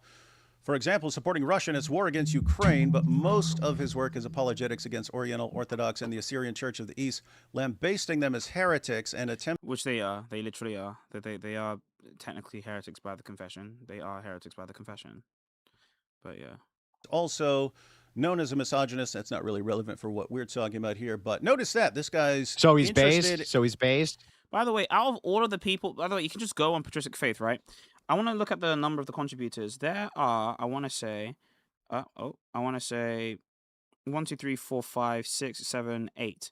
There are 8. There are 8 clerical contributors apart from His Grace the Bishop. Out of all of those 8 fathers, or out of those 8 priests that contribute, I do want to make sure that everyone knows this. 3 of them are Antiochian. 1 of them is Serbian. 1 of them is actually from the OCA. Another one is from, 2 of them are from Rokor now. So most of them are Serbs. Even though there's no communion. connection. David, they're not in communion with the Eastern Orthodox Church. So of course they go, especially the Oriental Church. All of them go after him. Even the OCA goes after him. What are you talking about? They all go after him. They're not in communion with the Eastern Orthodox Church, bro. What are you talking about? I'm not even talking about him going. I'm saying that's his interest, and yet it always comes back to defending and promoting whatever Russia's doing. Okay, show me what he's promoting that Russia's doing. Well, you got the war in Ukraine. So what? That's not. First of all, there's tons of people who are Americans who support geopolitically Russia over Ukraine in that war because the Ukrainian is the most corrupt fucking country on planet Earth, and they don't care about it. Wait, right? They're like, whatever. The Ukrainians are the most corrupt. Ukrainians are the most corrupt. Oh, yes. Oof. Yes. The most corrupt. You want to go through what happened when Joe Biden was working with Ukraine and what happened with Burisma? Wait, you've got the Russian Orthodox Church led by a KGB spy, and he's super buddies with Putin, his fellow KGB spy. Yeah. You haven't proved that he's a spy. We shouldn't be suspicious. I'll just grant that. it. I didn't. Who? I don't even understand how you got to that. How did you even get to that from what I just said? Let me repeat myself very slowly. The Ukraine is known geopolitically and has been known geopolitically as being the most corrupt nation in Europe, the most corrupt. Biden, what he was doing was he was actually working with Ukrainian oligarchs, right, on Burisma, where he put his son as a member of the board in exchange for millions of dollars. Were you like, did you not know this or what? No, I just wanted to hear what you had to say. I have no loyalty to Ukraine at all, and I think it's all corrupt over there, which is weird. How, we're all supposed to be cheering and rooting for one corrupt side or the other. I'm not rooting for either. Fuck Putin. I'd root for Ukraine just because I don't want Putin spreading. And I don't think Ukraine is going to. But also, Ukraine also has a lot of like geopolitical issues, which I won't get into. It's the American interest. Yes, it's not, like, I've never had any big feels on the Russia-Ukraine. Okay, I'm going to address the guys for the last time. I took down your super chat because there's other super chats. I take down everyone's super chats once I finish reading them. Out as long as it did, but I don't think it would have without huge amounts of American weaponry going in there. And I wish we hadn't sent huge amounts of American weaponry in there. I think that that's generally speaking a mistake. We generally tend to arm people who later become our enemies. But yeah, so what? Fuck that guy. And also fuck Ukraine. I don't care. Like, I don't care. It's a whole bastion of corruption, right? Whole bastion of it. All right. So we can agree that Ukraine and Russia both horribly corrupt. Okay. We agree. We agree on that. Just wanted to point out here. It's not a concession. It's not a crazy concession. It's not ridiculous. It's not ridiculous. It's not ridiculous to say that. His Holiness the Patriarch talks about the fact that sometimes Russians on January 29th in order to have my articles, which are my property, removed from Patristic Faith website. However, after a week, my emails still had not been answered, and due to what transpired next, I assume my private requests to the editor were circulated among the clergy board, which supposedly runs the site according to Father Deacon Ananias Sorum, and was given to Jay Dyer, who on February 6, 2023, entered all the Discord server I was now a member of and doxed my real name for all to see, while also labeling me a gay Fortamite, no doubt in the spirit of so-called patristic rhetoric. I did not bring this up for any reason other than to ask you what a Fortamite meant, because people started calling me Fortamite over the past few days. Do you know what that is about? It's a play on words for sodomite. Oh, Fortamite. Okay. I don't get it, but okay. All But right. that aside, like, who cares about some Discord gossip? I don't give a shit. Do we have something That's here right. that's going to link That's right. Jay I don't either. Dyer at some point to something? Yeah, that's right here.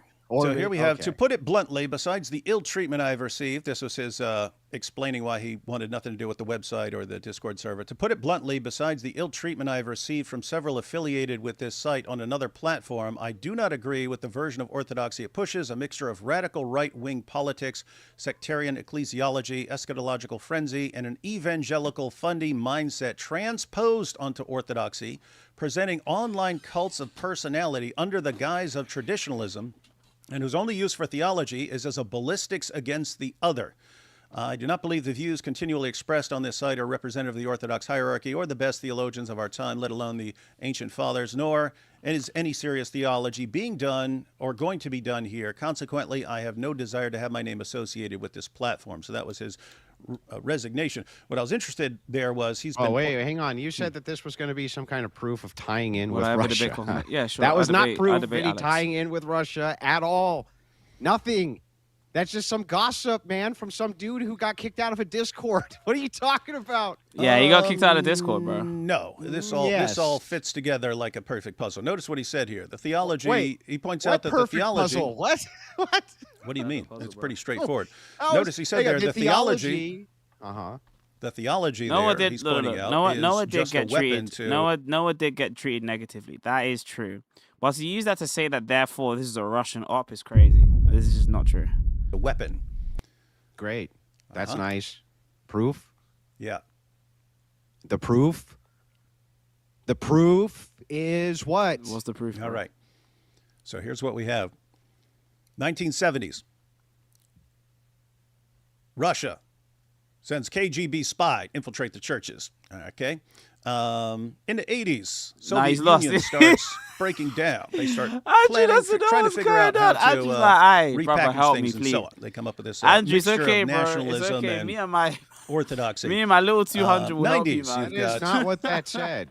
That I came up with a mixture of nationalism Brother, and ideology. This is mind. It came up with an idea which would blend mind, bro. communism with other forms of ideology to repackage So I write it in to, Discord that for some David's kind of Muslim equals spiritualism, proof. which, by the way, communists have done that many times throughout history. Yeah, that and then was the not communism the only part. time. The communism part broke Guys, down. there's but those 200. guys There's kept 200 going people forward. watching. There's only 137 likes. Give the likes up. Okay.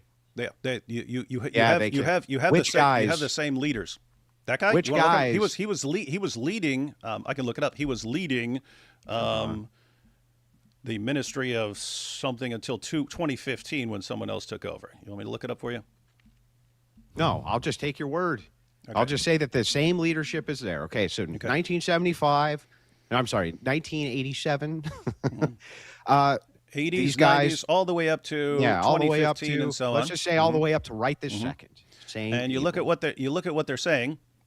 They've got put everything together. Their concerns are they don't want the Orthodox Church fracturing or fragmenting because they want Orthodox versus other. Except in some cases with like Dugan, where it may even be Orthodox and Islam versus versus Protestants and Catholics and everyone Ecumenism else. is against our religion, right? Ecumenism's against our religion, 100%. That's I true. agree. Okay. Unless it's with Islam, then it's good. No, it's still not good. Unless it's And with Islam. Good. If you could Don't ever let So Dugan when have his JP way. was doing There's never stuff been any with Jake, that ecumenism. was Dugan fine. didn't say there in that tweet that he wanted ecumenism with Islam. What he said is that it's really interesting if you look I philosophically don't that wanna give there's this guy a too much shared form. attention. That's not God's name, okay? Stop. Please. It's just not God's name. Oh my goodness. Andrew, according to Dugan, we want ecumenism. The Orthodox want ecumenism with Islam. What? Yeah, no. That we never don't. happened. He just We made do it not- up. We do not want that. We just don't No, want that. I don't even. I mean, there he's talking about like combining eschatologies and so on, and that the Orthodox eschatology No, lines he's up with the not. Islam. He did say He that it didn't. lines No, up. he didn't that say that combine they them. both view things He as Those are didn't very like. kind say words, brother. combine them. Please pray for He me. Thank just said that there's an interesting notation in eschatology where it is the case that some of these patriarchs or visionaries think that we would be on one side, Islam would be on another side. He pointed out an interesting philosophical thing. Neat. Okay. People who talk eschatology do the same thing in Protestantism and True. every other denomination. True. Gog and Magog. That's going to be China and Russia. I've heard it a million times from Protestant eschatologists, right? Whether it's true or not, I don't know, because it's mental masturbation. What I'm Yes. after here is how in the world, first of all, you just lied. You just said that Dugan said that this was, he wanted ecumenism. He didn't actually say that. He didn't say that, not in the tweets you just showed. You know, I'm using that as, in a loose sense, where this guy does A loose seem to sense. see Come things on. in terms of those guys over there versus all the Why is Western it that forces. every time I catch you saying something that's completely false, it's suddenly I just meant it loosely? It's like, just mean what you say, dude. Is everything The loose? aligning what you say. eschatologies, the battle between Orthodoxy and Islam on one side and the Western forces and the Zionists on the other side. Yeah, he What are said you it's an talking interesting about? notation, an interesting footnote that there in eschatology, the potentiality for X. Wow, it's a huge combination of him saying, demanding that we have ecumenism. So they You don't just- view they don't you view just Islam as smuggled- allies you with, just with your smuggled boy that Putin, in. with your boy You just- Putin kissing the You just Quran and stuff. You just smuggled that in. He's my boy Putin now. Well, Is No, he? come on. Jay's boy. Oh, Jay's boy Putin. Oh, okay. If you Second condemn guy him, was my if you boy condemn Putin. him, if you condemn him, that's fine. My God. But here's the idea. They keep saying all these things that we need Well, to, we need to divide up. We need to I guess divide. I do We in a need to loose divide up sense. America. We need to divide up. We need to. They start talking like promoting the conspiracy theories, anything that's going to divide people along any sort of lines. And all of a sudden, out of nowhere, right when the Russian war is breaking out, we get this advance of the Orthobros attacking in all directions at a time when you'd think that would be a really, really bad idea. It's a for conspiracy. Orthodox to attack We're working with in Russia. all directions. Yeah, hey, look, I get it. After all, I can make the loose affiliation that from 1987 until now, there's been an evil, malicious Russian plan in order True. to destabilize the United States. True. Wow, David, that is incredible. That's almost like, I don't know, every other country on earth which exists who does the exact same thing. They thrive off destabilization in the American political system, not just Russia. Basically, all of them do. That's a great insight. How do we tie that into Orthobros, though? What's really, David had, man, you have some compelling stuff. A guy left to the Discord and was upsetty spaghetti about it once and still didn't actually make any of the claims that you're making, interestingly enough. And then on top of that, let's look at your other very compelling evidence. It's actually excellent. Ecumenism.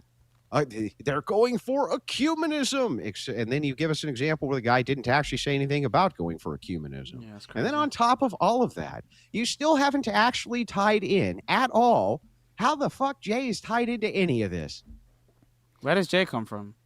I don't know. I mean, I don't know how you're missing this. If you have a bunch of Russian leaders over time saying, "Here's what we need," Yeah. and we especially need this when the war's breaking out, and then you get this entire group jumping in there and doing exactly what they say they need. What entire group But- is but doing Just again, what? just a coincidence?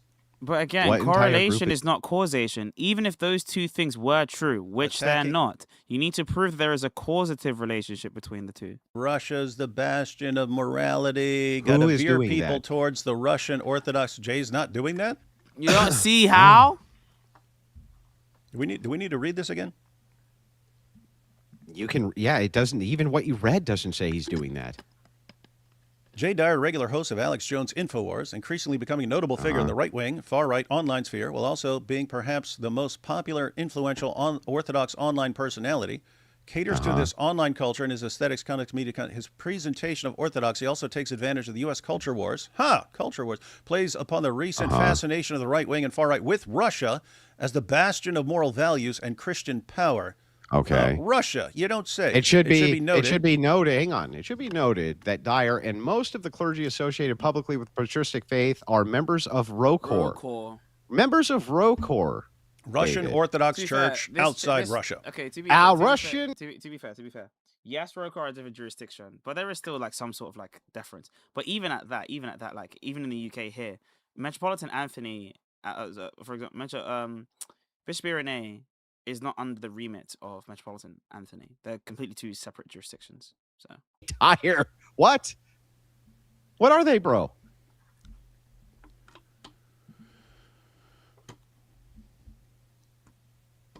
answer the question. If Russia were to say, God, I he doesn't need know. 10 ninjas Oh my God, to he go and doesn't know. attack Oh DC, my and 10 gosh. ninjas suddenly go and attack DC, you would seriously be saying, well, what's the connection? The ninjas didn't... You wouldn't see the connection? Here's what we need, and then it happens, and then you say, well, I don't see any connection there. I don't even understand how you got to that from the question I just asked you. So I'm going to try again. In what world or universe? What world or universe, David? Can you give me a critique of the anti-American positions of myself or Jay Dyer? What are they? What are the anti-American positions of myself or Jay Dyer, David? Wait, Jay doesn't have a problem with America? Bro, that's asking a question, not answering one. What are the anti-American positions of Jay Dyer? What are they? He wants the Constitution to be gone. Hang on. Give me a few seconds. I'm not listening to a person. I'm listening to an alarm. Okay, it stopped. All right. Sorry, I have a son who has monitors hooked up to him. It beeps. Okay, I understand. If it stops, then that means someone else took care of it. Anyway, you and Jay Dyer, you're asking. Wait, so you guys aren't anti-American and pro-Russian? What are the anti-American positions of Jay Dyer? Okay. Or Andrew Wilson? What? If you're telling me Jay Dyer's pro-America, hey, that's good. Why are you you not answering this question? What are the anti-American positions of Jay Dyer or Andrew Wilson? David, what? You're saying there are none. Oh So what are they? This is why I don't understand. Okay, so This what is are a they? question What are they? that I would like you to answer. Uh-huh. If Russia manipulating Ortho-Bro, Andrew Wilson, Orthodox, Jay Dyer, Orthodox, lots of people in my chat, Orthodox, many people in your chat, also Orthodox. I would expect that there would be some serious anti-American sentiment coming from these people, especially their leadership like Jay Dyer. So what is it? So you don't have a problem with America? Yeah. Oh my. I'm asking you. I don't watch you guys. Oh, okay. Then why would you make the claim, David? Because it's not it's not based on that. It's based on what Russia is looking for and you guys doing it. Russia would have people here as a destabilizing force. Right. That's what it's based on. That's what it's based on. You guys aren't a destabilizing force? That would require for us to have anti-American positions and want to move the country towards anti-American positions, which are what? You guys aren't destabilizing. What's the position that's anti-American? That's what it's based on. The easy one. You know the easy one that you could say. Monarchy, right? You could say monarchy. But the thing is, Andrew argues that because of the very notion of the Constitution, Yes, like, you actually, could just do that. are you retarded? Listen closely to what I'm asking you. If there's a destabilizing force here of orthodoxy and Orthodox leadership, which want to destabilize and destroy America, they would be moving us towards anti-American positions, just like the communists did throughout the 60s and the 50s. What are those anti-American positions that we hold, David? Oh, yeah, constantly blasting Protestants and Orthodox. Catholics. Oh, my God. How is that anti-America? Are you serious? Like, how's that religious debates? That's the anti-American position? No. You've always had religious debates. Yes. Your guys' religious debates. For 20-some years, as a Christian, no one in the Orthodox Church ever said, hey, I need to accept the one true church and so on. They all now do. I hear it They're just nice. 50 times a day.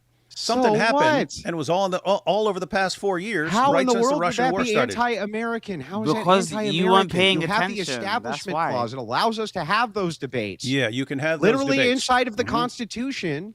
The idea was that each state initially could have their own religion. Oh, The now Catholics had their Andrew's own moved it to state his talking religion, point. dude. Andrew's They got had this their now. own state with He's their moved own it to his own Catholic talking religion point. in Okay. it. How is this anti-American at all? Do you think that's what's going on? What? Oh my goodness. Yeah. This Okay. Is slow, man. Protestantism, bad, no foundation. One true church. Everyone's got to follow the one true church, or you're wrong. You can't be going and doing anything else. You have to just be debating the one true church. Everyone has to be in shambles about their church. You can't. Are Mormons you can't are Mormons anti-American, or Jehovah's Witnesses? Are they anti-American?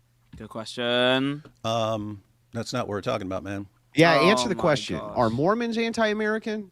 Not what we're talking about, dude. What makes them not anti-American?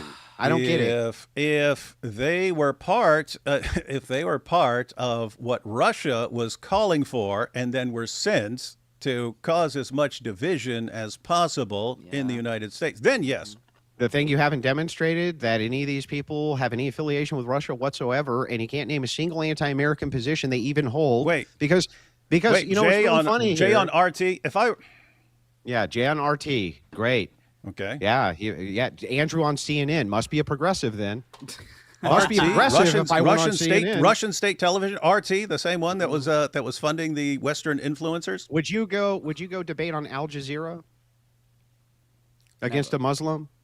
What was Jay arguing on? Would you go debate on Al Jazeera against a Muslim?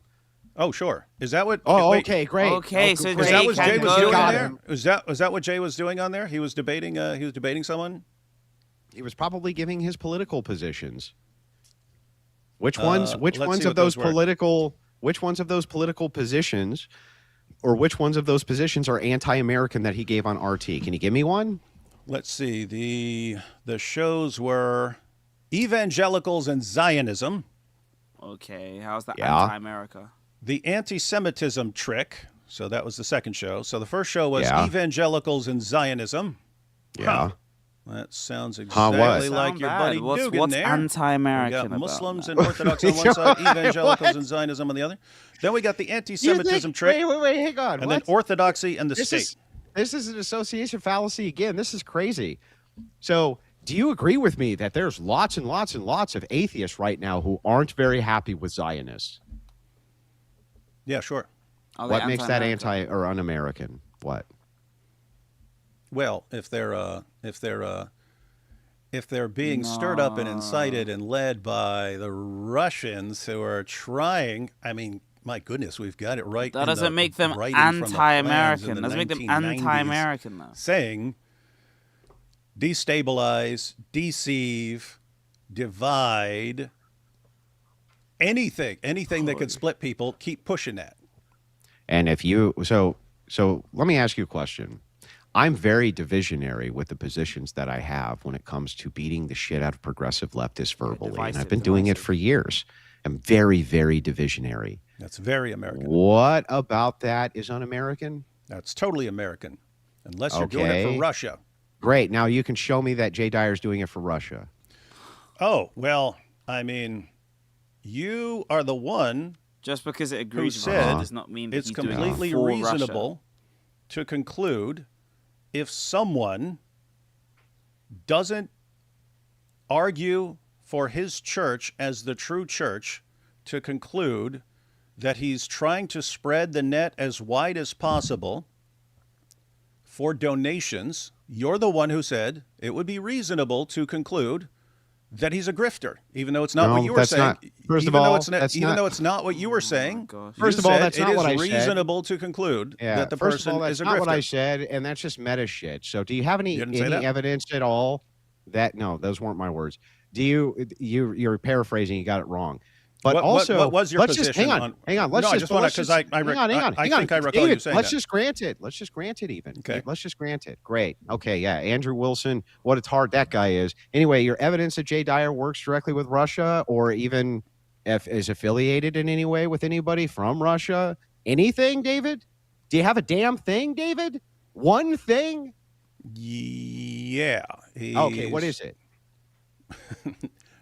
Do the math again. Here's the plan for destabilizing America. Jay goes and does exactly that. And he's Russian Orthodox Church outside of Russia. He destabilizes America. He pushes everything towards the Russian Orthodox Church and away from the Orthodox Church in America. What? That doesn't. Wait, what? Anyway. But going against the Orthodox Church in America doesn't mean that you're going against America. Okay, that's just going against one particular jurisdiction, which you shouldn't do, but not because you want to be anti-American, but because you don't want to sever Orthodox unity. So be arguing for Orthodox unity rather than Americanism. That Russians going all the way back to, well, probably, I mean, since the turn of the century, really, if we're being honest, have plans to destabilize America, and Jay Dyer's rhetoric is a destabilizing force in America. Is that really what your position is, David? No, my actual position is if it's reasonable for someone to say this guy isn't demanding that people go to his church as the true church, therefore he's a grifter. If you can make that conclusion, when there can be all sorts of here's the thing, this is the reason I don't think David's a grifter. I don't think David's a grifter because David was doing this before money was really involved. Like, he was doing this in the 90s. He was doing this in the early 2000s when there was no money, when you had to create your own TV shows and networks. So he wasn't making money in this crazy way from this. It's only recently, like in the 2015s, like with the Muhammad Hijab era, that now everyone's making money. So I wouldn't say that he's a grifter. That inference that you already think is bad. So let's start with that. What evidence you have Jay Dyer's in any way affiliated with anybody from Russia or with anything Russian? What is it? Just that he's doing exactly what Russia said they wanted.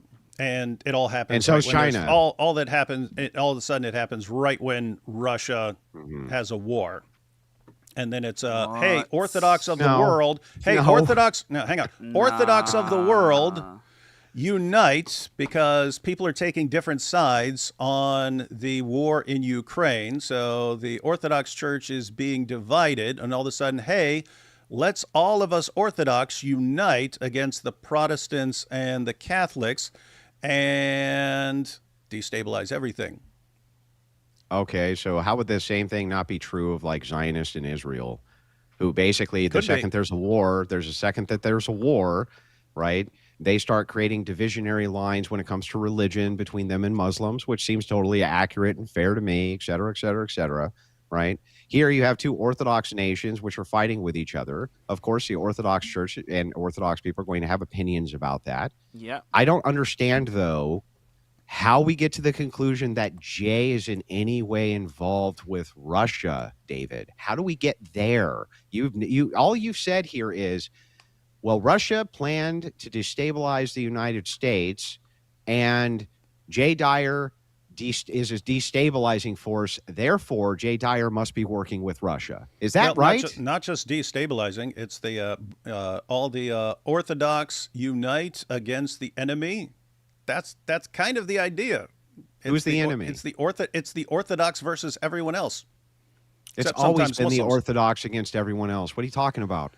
When were you guys like this, attacking in all directions? I understand you had debates in the past and stuff. Again, decades. I never heard it. All of a sudden, Russian war. Because you never cared. You never cared about us, bro. You never cared. You never cared. All you had was a particular filter that random neoprods would give you. Inquiry started before the Russian conflict did. My inquiry into Orthodoxy started before the Russian conflict. In fact, I remember when that broke out. You know, there's a spike in like the people. Yeah, but that's an associative fallacy.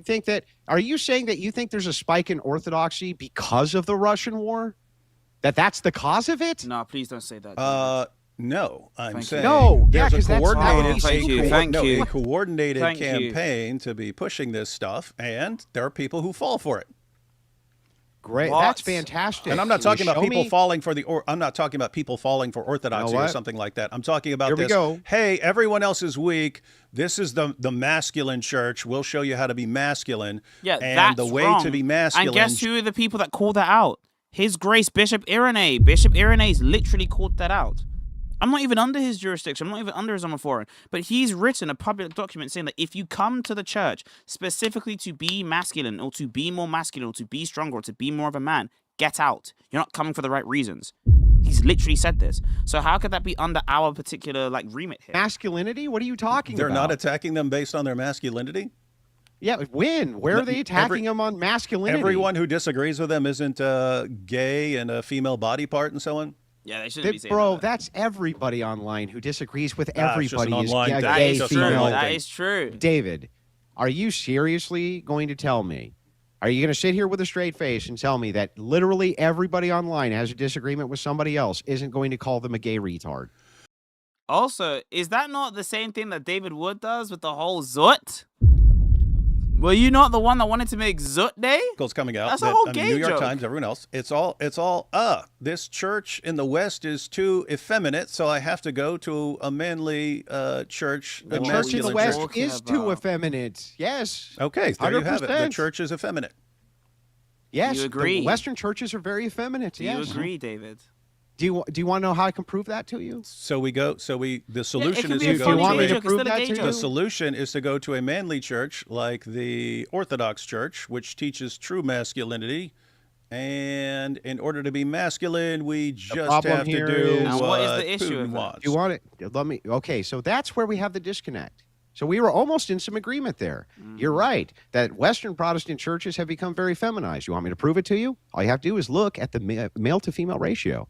Far more females than males. Same thing in the Catholic Church. The Orthodox Church is reverse. You have more males than you have females. The Orthodox Church focuses on patriarchy, right? Like the Catholic Church used to do. So yeah, I do think that there's a femininity issue in the church. But I think tons of Protestants would agree with me. In fact, I was in a Twitter space the other night, and there was a ton of, including JP and others, who were agreeing with me that that's an issue inside of Protestant churches. JP mentioned. But how do we get to that next part, David? The next part where they're doing everything the next part Putin where wants. you need to go Orthodox and so on. Yeah, That's the solution. How would that? It's not. I don't- The I don't- I solution. still don't- The solution hang on. isn't, hey, quit being a weakling. The solution is go to the Orthodox Church. And is Yes. going to the Orthodox Church, A doing bad what thing. Putin wants. Yeah, Please. because Oh! when you go to the So then Orthodox Church, every- they're So already every Orthodox Christian is doing what Putin wants. Mind you, I'm under the EP. Okay? I'm under the EP. How are we under Russia? How are we under Putin? The guys that Putin beefs is us. How am I under Putin? What the heck? a guy who was a mod and an author for Patristic Faith, Wow. and eventually concludes. Concludes. West. People who are that- mad at each other talk shit. Oh my God, I'm so stunned. We're not talking about David. that. We're talking to who he gets to the point where they're not actually in this for the theology. They're in this for something else. They're in this Yes, to that attack guy- other positions. That Okay. guy's mad, and so Okay. he's talking shit, and people are talking shit about him. It's That's how that works. But it's exactly what I see, though, right? I mean, What? Where do you see it? 90 You haven't tied any of this together at all. It's just loose 99%, nonsense. 99% of what I see from the Orthobros are just insults of one variety or another. Never, what? Never. Here's That has what our nothing to do theology with is. Russia. I learned That doesn't more. mean I Russia. learned That more just from a means they're 5-minute personally bad. That doesn't discussion mean Russia, with though. a priest in California about orthodoxy than I've ever learned from any of the Orthobros up until recently. Okay, that doesn't mean Russia. Yes, you will Oh, learn fuck. more from It has priests nothing than to do laymen. with anything, How does David. that mean Russia? Where can you tie this in to Russia is running the show for the Ortho Bros? Because you keep saying the Ortho Bros doing everything Russia wants, but then when I say what's that, it's the game's well, they're gone moving people left, to the blood. Orthodox Church. By that logic, David, that would mean that anybody who moves people to the Orthodox Church is doing the bidding of Russia. Is that what you're saying? Yeah, game's gone That left. just No. the mere act of joining the Orthodox Church means that you're aiding Russia? Because now we know No. your character. Okay, well Okay. then make this logically make so sense. then to me. how does that If mean Jay Russia? Dyer moves people into the Orthodox Church, right? Russian Orthodox. They're moving in. Not just right? Russian No, not just the Orthodox, Russian anyone, Orthodox. He moves them into ROCOR. He moves them into the OCA. He's spoken Yes. highly of the OCA in the past and said, that's fine, right? He said it multiple times. So what the hell are you talking He's about? gone to war with the OCA, though. Which is What are you talking about? He's not just moving them into some Russian church. What do you mean? Here's what I mean. Okay. I can't talk to a Muslim now without some orthobro jumping in there and saying, "What church you bringing them to? Wrong church." It's become a constant distraction to paralyze everything that's going on anywhere else. Do you know how many guys in Protestants, my comments say Catholics, stuff about me? You everyone sound all like the a time? paranoid schizophrenic lunatic, dude. I Oh know. my God, know. Orthodox people, well, they'll jump in and say that my this is a theology bit. is He's doing a wrong, bit. and He's that saying, makes this me is what you mad. It makes me ortho bros do. upsetty- Okay. upsetty spaghetti when they do that. So Russia, right? You sound like a fucking Democrat, David. The Russians Democrat? came in. The Russians came in. They manipulated Yeah, he's our making a video after elections. say, and You see, literally sound like that's a what whiny I bitch, show. dude. Oh my the God, diorites ortho bros are Democrat. were talking about They're church upset. They've been apologetics. Sounds like a dude. Democrat. Yeah, Look at bad. this. We've got the President of the United States, Barack Obama. Governor Romney, I'm glad you recognize that Al-Qaeda is a Mitt threat. Romney. Because a few months ago when you were asked what's the biggest geopolitical threat facing America, you said Russia, not Al-Qaeda. You said Russia.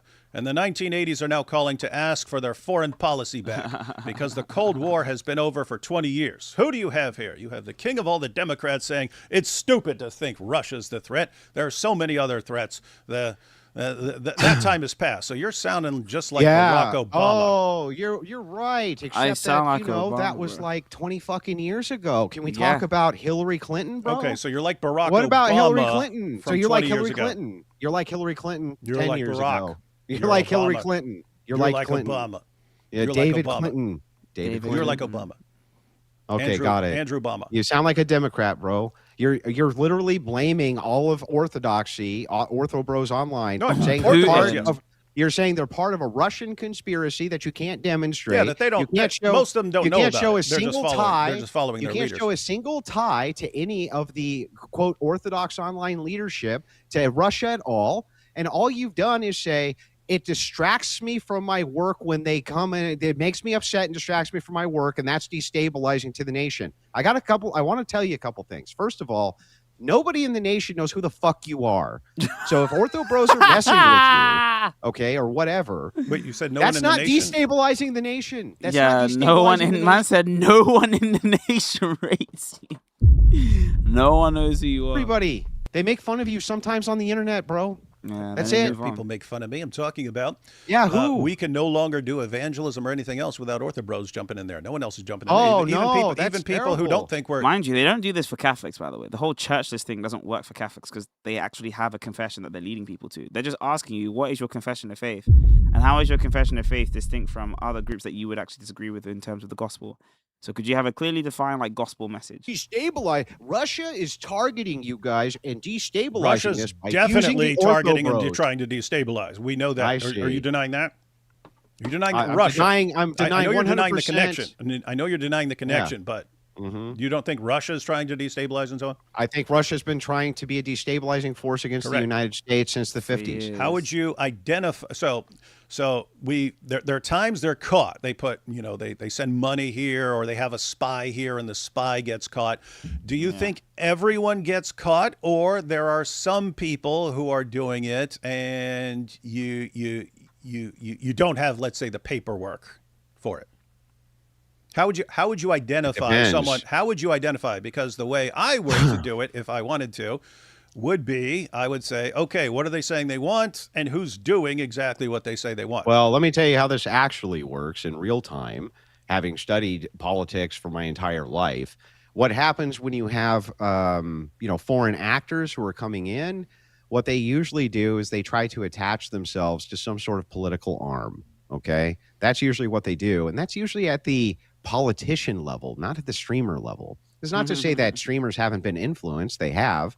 It's just that you want to spend your money. Like, these are highly expensive operations. You're going to spend your money where you get the most amount of influence. Yeah, Which but Okay, that's yes, hang on. but- Stop, David. Hang on. Okay. Let me finish. I'm not disagreeing with you. I'm just saying, like, hasn't Okay. that You're going to changed? spend it. You're going to spend it where you get the most amount of influence. It has and it hasn't. They're still mostly on what? On running a politician? Like, what do you mean? Where would that money go? they're Where would you still send it? running most of their espionage at the higher political levels. Yes.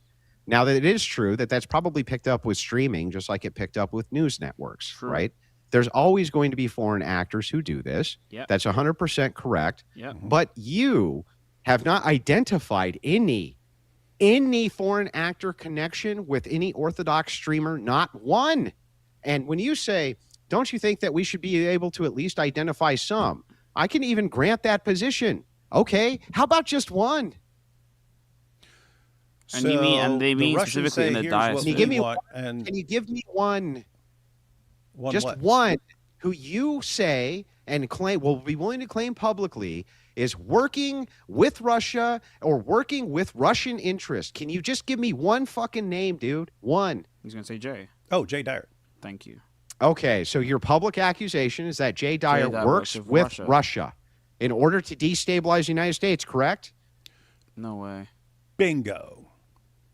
Oh, Okay, he's trolling. So he's trolling. So you want to try to troll your way out of your claim? He's trolling. He's trolling. He's trolling. No, that's what. Is that it? That is my claim. Is that your actual claim? Okay, great. Bingo. Now let's see Bingo a is his claim. single Bingo shred is his of claim. evidence for that claim being true that Jay Dyer works with the Russian government to destabilize the United States. A shred of evidence, dude. Oh, I've given plenty. You've given zero. Oh, my Not goodness. one shred of evidence. You showed me a plot from the Russian government to destabilize the U.S. You haven't shown any evidence Jay Dyer's involved in that at all. It's pretty straightforward. Again, this is Jay's standard. It's pretty straightforward. This is Jay's standard. I can look at someone and say, here's what I would expect him to be doing if he's this, but he's doing something else. So he's actually What about by your this. standard? How about your standard? Oh, no, just in the name of full disclosure, if it was my standard, I would not be accusing Jay of anything right now. That's it? So you're Oh just my trying to troll your gosh. way out of your Yeah, he stupid-ass is. claims because you got blown out in the debate, David. No, I would. You're no, just I would, literally no, I would trying to say- troll your no, way I out. would say that. He's I would doing it say that because at he's any trying point. to show that I it's would say ridiculous. that at Whatever, any dude. point. It's pretty. That's it's your. pretty- That's He's trying to say that it's ridiculous. I think his thing is that he's trying to show how ridiculous it is to. Well, he thinks it's ridiculous anyway to say that, hey, look at there's a conspiracy theory going on with the churchless guys or the Protestants that sort of just argue against, or the non-denoms that argue against Islam all day. See, that's just such a ridiculous thing to make a psyop out of that as well. So then I can make a psyop out about Jay Dyer colluding with Russia. standard of evidence for tossing out accusations. And then you say, why are you doing that? Oh, it's because you lost the debate. No, I've been doing this for a couple months now. Mm-hmm. So I just noticed this awesome Russia connection. Mm-hmm. So all the streams that you did on the connection between Orthodoxy and Russia and the Ortho Bros in Russia, you was just funning. Wait, which ones? Which ones are you referring to? The ones that you've recently done on your I channel. say shit, David might be right. You was just funning. Not sure what you're referring to. Bro. What a waste of fucking time. Really? This is what it was, dude? I The whole agree. thing- the whole I thing agree. is- We could all be doing something more, the whole something thing more, is just- something better it's just, right now. hey, But the it's just, Ortho Bros hey, I say just we made have a to bunch do of shit this. up. Oh my Let's see. God. Cora, Sam Shamoon, Rotherham grooming gangs, women in Islam. Was Jesus a Muslim? Muhammad Hijab and Yasser Qadi. Muslims beg Rabbi to help them. Libiano, Rabbi tries to rescue Muslims. Sam Shamoon, Ali Dawa, Dawa Wars. Yeah, he's trying to find the time where he actually talks about the Ortho guys. Live streams. Oh, if you mean the live streams where we're talking about orthodoxy and stuff, yeah, but I don't think we were talking about Ortho Bros working for Russia, unless I'm just forgetting right now. So to get this right, I just want to make sure that we're totally clear here, right? You actually didn't mean any of those accusations, and you were full of shit, correct? Oh, I agree. I would say it looks awfully suspicious and some serious issues there that I'll look into. So now you're going to look into it because it is awful suspicious. So this isn't just cope because you got your ass blown out because you have no evidence for any of your claims because you're a moron, right? I have. That's not what it is. If you're saying I have no evidence, I've got way more evidence than Jay Dyer has when he's accusing people of things. I think that see? there way might be more a evidence slight. than Jay Do you Dyer think has that when there he's might be accusing. a slight distinction between saying I think that guy's a grifter and I think that guy's a fucking agent of a foreign nation here to destabilize mine? Do Yeah, you this think guy these are likes compatible money. claims? When you're saying, hey, what kind of evidence would justify By the publicly way, accusing he people was of just something? saying it loosely, bro. Like you do. He's just saying it bro. loosely and stuff, bro. That's all. No, he wasn't. He was agreeing with someone who actually carefully laid out a case. The reason he does not debate these things and talk about the Orthodox Church and defend the true church is because all he cares about is the donation. So you do think that something's going on, but something's not really going on, and you're not ready to He's just accuse using it somebody, as but a you're way kind of trying to to accuse He's just somebody, using it as a right? bulwark. It doesn't against sound people like that you're wanna just argue doing against the grift stupid ass stuff. cope because you had nothing. This entire debate, you had nothing. You went through an entire dissertation. You gave me nothing. Andrew, how many And then times? so your whole cope, Andrew, your how whole many cope is times have just, I pointed if you out? can How make many times have I inferences, can pointed make out? How many inferences. times have I pointed That's out crazy. since all this happened that if that's the burden of proof, now we can accuse people of all kinds of things. Well, here we are. Yeah, that's his point. This doesn't look good, man. Orthobros. It doesn't look good for you. Why do they use theology as a weapon and don't seem to actually care much about the theology except to attack? Sounds like they're attacking for some other reason. What would that other reason be? Well, the only thing we see, there is this big country out there and this big government that's been saying for decades that they want this sort of thing. And then the Orthobros are doing it. It's not because So of to make theology. sure we're right, you don't actually believe that, or you do? It's awful It suspicious. could be. I wouldn't toss that out as an accusation. You do believe it, or you don't believe that? You He's trying to be vague. He's trying to be vague so he Dude, can't get pressed. Yeah, he knows. it's Yeah, not, we clocked things it. aren't yes or no. Yeah, he did Oh. It everything. could be. I see what looks like something's going on over there. He's trying to do the J And Dyer. I was pretty- I was pretty sure. I normally wouldn't say something about that, but Yeah. we're in a Hang on, situation David. where the particular guy who looks awfully suspicious Yeah. is the guy who says, here's the standard, here's the burden of proof if you want to accuse someone of something. Are all propositions true or false? Yes.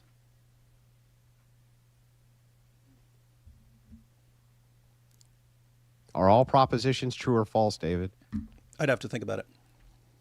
You don't know if all propositions are true or false? No, I'd have to think about it. Okay, I'll let you think.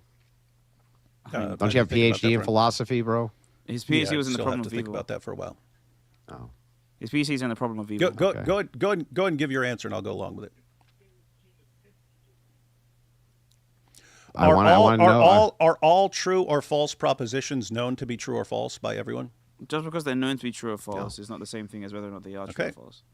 That So, would have. can- That's literally can- doesn't follow can from someone- what I asked you. No, you it's not the fucking point. idiot. You're Can so someone dumb, have bro. can someone have some reason to believe a proposition is true? What the fuck is fucking stupid? This guy. Yeah, you know what? You're right, David. All propositions are true or false, but not that knowledge is not going to be available to everybody of all propositions at all times. So we have to You're- go on the you're evidence that we fucking actually have. astounding. You're an astounding genius, David. Holy shit. Yeah. So Man, hang on. I'm So learning hang on. so Hang on. much from this Hang on. conversation. Hang on. So, David, I'm bored. Hang on, do hang you on. have an accusation or do you not? just want to explore this Because a little bit. I'm literally just bored with this at this Just point. want to. Just want to. Andrew just, will leave. Let me ask something I about think you. Andrew wants to leave now. So Yeah, we he don't have care. all The information professionalism in is out the various window. He does not situations. care anymore. He does not. Sometimes we judge Straight something to be entertainment for true now. or false, and we don't have all the access to all the information, so we kind of have to go with where it looks like the evidence points. And it's going to be up to sort of the person to decide what's kind of like what's Yeah, the this is threshold the- for saying I believe this and I That's the affirm Vikings. this.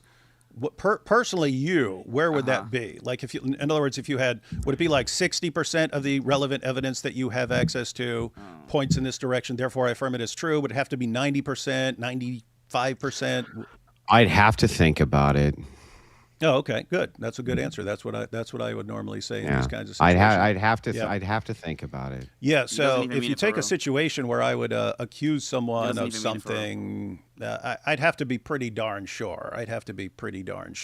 If we lower it to, oh, here's my suspicion, therefore I can say this person is this or that.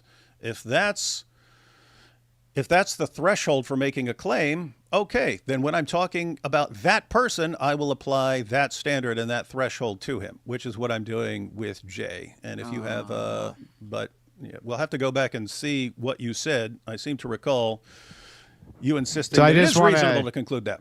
I'm So I gonna wanna I'm make gonna do a thing. I'm sure gonna do a thing. I'm gonna that do a you don't- thing. I'm going to walk out and come back. I don't even think Andrew's gonna stay for the next 2 minutes. I don't even think he's gonna stay. Now he might because the grift. Okay. Now I don't mean it in a negative way. Andrew Wilson's always open about the grift. Love that for him. In not in the negative way, literally in a positive way, the same way I grift. But we'll see if he stays. The evidence points towards the Orthobros being used and manipulated and I had respect at for some Dave. level controlled. I had respect for David Wood. Ruined it tonight. I still have respect for the guy, but it's just really, really sad. Of what they're really doing and thinking they're just defending the one true church when they've actually been manipulated and conditioned and programmed to actually go out and do the bidding of Russia. And if you say Jay's not aware of what he's actually doing, well, then he'd be a useful idiot for Russia. I don't think that Jay's an idiot. But no evidence, right? Oh, all kinds of evidence, man. None. What he's doing. You haven't provided He's a doing single exactly. shred. If you took everything Dugan and all these other guys said they wanted and stuff like this and rolled it up into a person, it would be Jay Dyer. No, it wouldn't. Jay Dyer's the type of dude that watched Rocky IV and was rooting for Drago. Gotcha. What All are you right. talking about? Are y'all done trying to troll your way out of your L, or is there anything else you wanted to cover? No, I think the point stands, and it's going to stand for a long time. That you didn't have any evidence, got wrecked in a debate, and tried to troll your way out of it. I think that will stand for a long time. I agree with that. No, not really, because people are finding out a lot about the Russian Orthodox Church and how corrupt that place is. Okay. Can we get to the second part now? Your affiliations with Israel? Sure. Do you have any? What do you mean? Do you have any affiliations with any government officials in Israel, and have you ever received any monies from said officials who are connected with the Israeli government? Not that I'm aware of. If someone tossed in a super chat. Oh yeah, or of course. like that would be one thing. That's unknowing. What about your former partner AP? Not that I'm aware of. So he didn't make. Let me share this video with you. I just want to know a couple things here. 1 second, I'll pull it up. Oh, this is gonna get juicy.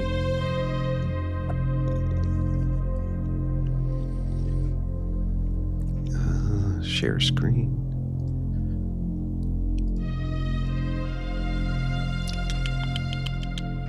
If he shows the proof, spam wish.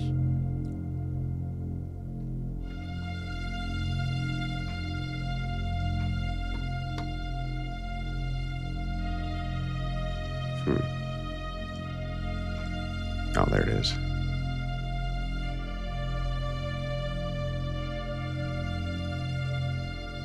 Just give me 1 second here. No problem. It's always a pain in the ass to pull these things up. Yep. Technology sucks. Wait, hold on. All right. Let me actually just pin this. I have the technology to do that, I think. Oh, come on. All right, don't share it yet until I say okay. All right, go ahead and share it. All right. I think you have to play it, actually. Oh, I don't actually. Oh, wait, hang on. Never mind. Let me just make sure I got this right. Yeah, let's see if sound works. Oops. Whoops. All right. Oh, come on. What a piece of shit.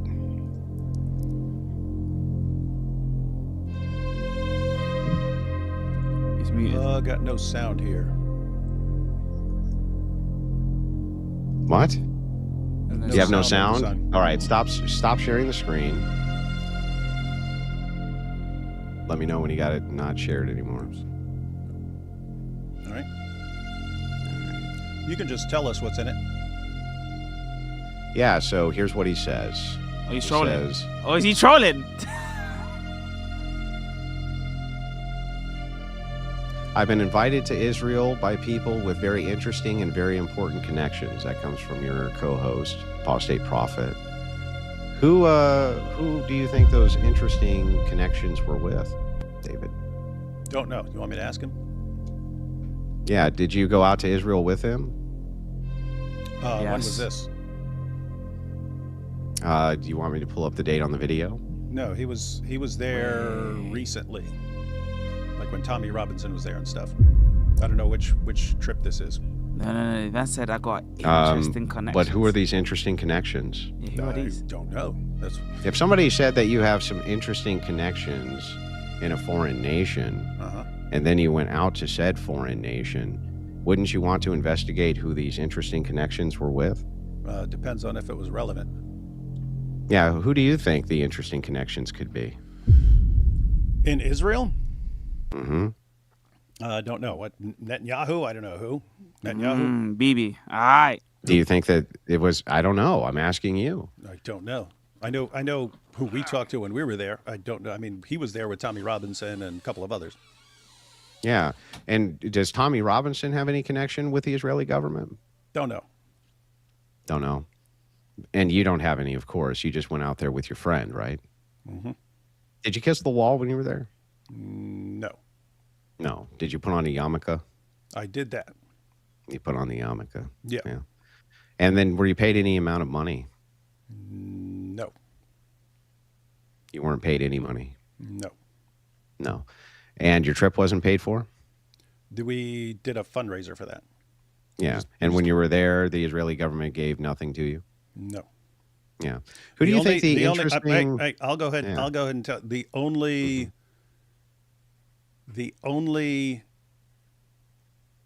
anything as far as the Israeli government saying anything that had anything to do with me was they messaged AP when it was the Muslim cowboy posted something about Jews and Christians are going to be under his feet or something like that. And I took a picture of me standing on the Quran and I said, look what's under my feet or something like that. And AP actually got contacted by someone and said, hey, What did I miss? What did I miss? What did I miss? Tell him that that's not allowed here. What did I miss? So that was it. That's when I heard from the government. I was at an event where there was like the former deputy mayor of Jerusalem, and she said we could take the cab back from Tel Aviv to Jerusalem with her since she already had one scheduled, and we were going to get a cab. And then AP went and spoke at on one of their programs, and I don't know if she was interviewing him or she was there or something like that, but I saw them in the same building. As far as government, that's all I'm aware of. Now, let me ask you a question, David. If it was the case that you had evidence that Jay Dyer had taken a trip over to Russia and one of his co-hosts had said that they were going there to meet people who had, Interesting connections. very interesting connections, would you say that that would actually give some evidence to the fact that he was conspiring with a foreign nation? No. Given Jay Dyer's threshold of where you would actually accuse someone of something, yes. So then it seems like it would be perfectly acceptable, if we're going to use that threshold then, to just go ahead and accuse you and say we have better evidence actually than you do that you You work for the colluded Israeli Israel. government than you've been able to provide that he works for Russia. Is that right? You can say whatever you want. Okay, now let's just go by your standard. If your standard is my that standard or my standard, whatever applying standard Jay's that you standard. might have, your standard yourself as yourself, Mr. Wood. Okay. Tell me, which one of us provided more compelling Spam evidence Wesh. that the other one could have connections to a Spam foreign Wesh. nation? You about myself or Jay Dyer, or me who showed a video of your partner saying that he has interesting Israeli connections and you went on a trip with him to Israel? If you were the judge and somebody asked you, which one of these is more compelling to you to make a case for that, which one would you pick? Oh, I'd go with the Russia all the way. Okay, so Jay Dyer's been to Russia then? He's been on their state news program. So we could kind of say, suppose AP was on Israeli state TV for multiple shows. You wouldn't be at all suspicious about that? Well, from the United States? Yeah, he's going on Israeli state TV to attack all the enemies of Israel or something like that. Yeah, but never made a trip back to the old Russia, like you made the old trip you can only be to working. Israel, You right? can only be working with someone if you take a trip there. I'm just asking about the compellence of evidence. Oh yeah, I'd have to say the Russia case. The Russia with the case. bros? Yeah, I mean, my goodness, imagine AP leading an entire group of people, and he just claims that, hey, I'm just supporting. Has he ever been on supporting any the Orthodox Church? Has he been on any pro-Zionist stations that you're aware of? I'm sure he has. Yeah, he has. But he so would, that's out. He would so tell hang on, you. that's he out. would, That's he hang would on, tell that's you out the he's window. he would tell you he's a Zionist in some Yeah, sense. he has. I mean, you debated him on that. And he has in fact been on many pro-Zionist stations, just like Jay, you say, was on a pro-Russia station, but Jay's never been back to Russia. Russian And state AP TV. has been back to Israel, and you went to Israel with him. Oh. I wonder what the level of suspicion of people would be under Oh. your theory here about Dyer Jay's theory. not going to Yeah, Russia. by the way, yes. No, using your Jay's, theory. Using Jay's, No, using it's not Jay's theory. threshold, absolutely. You could conclude. What is you would Jay's conclude threshold David again? is What's Jay's being threshold paid again? by Netanyahu. Yeah. What's Jay's threshold? That you can make logical inferences based on evidence that you have that somebody can be something? That's the whole threshold, right? Jay's threshold is if, I mean, there's not a lot there. It's, Come on, tell me some bullshit lies. If someone is not debating the one true church and attacking all other churches as not the true church, then that person is a grifter. No, that's not his threshold. That's not my threshold. That's exactly His what he said. threshold is that if you're marketing yourself as a Christian apologist, but it is a case that you're engaged in polemics, you should just be honest about that. If you're not honest about the polemic, Yeah, you can be a Christian polemicist. If you say I'm a Christian polemicist, then that's fine. So no one expects you to defend the religion. You can just attack the other one. But when you say you're a Christian apologist, it makes sense for you to actually defend Christianity, and not just defend Christianity, but defend your actual confession, not just certain propositions. Although you can unite cross-confessionally around propositions, you need to be clear as to what your actual status is, so that if people actually want to come to you for discipleship, they can be sent to the right place. apologetics interfaith. I'm not saying it's never happened, but if it has, it's rare. It's got people like converting all over the place. That has nothing to do with anything. So do I, and I don't do apologetics at all. Okay, I mean, wait, what do you think like defending Jesus' death for sins, his resurrection, his divine nature, the Trinity, that's not apologetics? That's what I think of as Christian apologetics. I don't think so. I think they engaging. Wait, for is instance, apologetics yeah. just arguing for the one true church or something like that? Because then we just It have would be completely different. arguing. We just have completely No, different. I don't think different so. I think definitions that of apologetics. I think that apologetics is arguing for the systems and dogmas and beliefs in which you hold.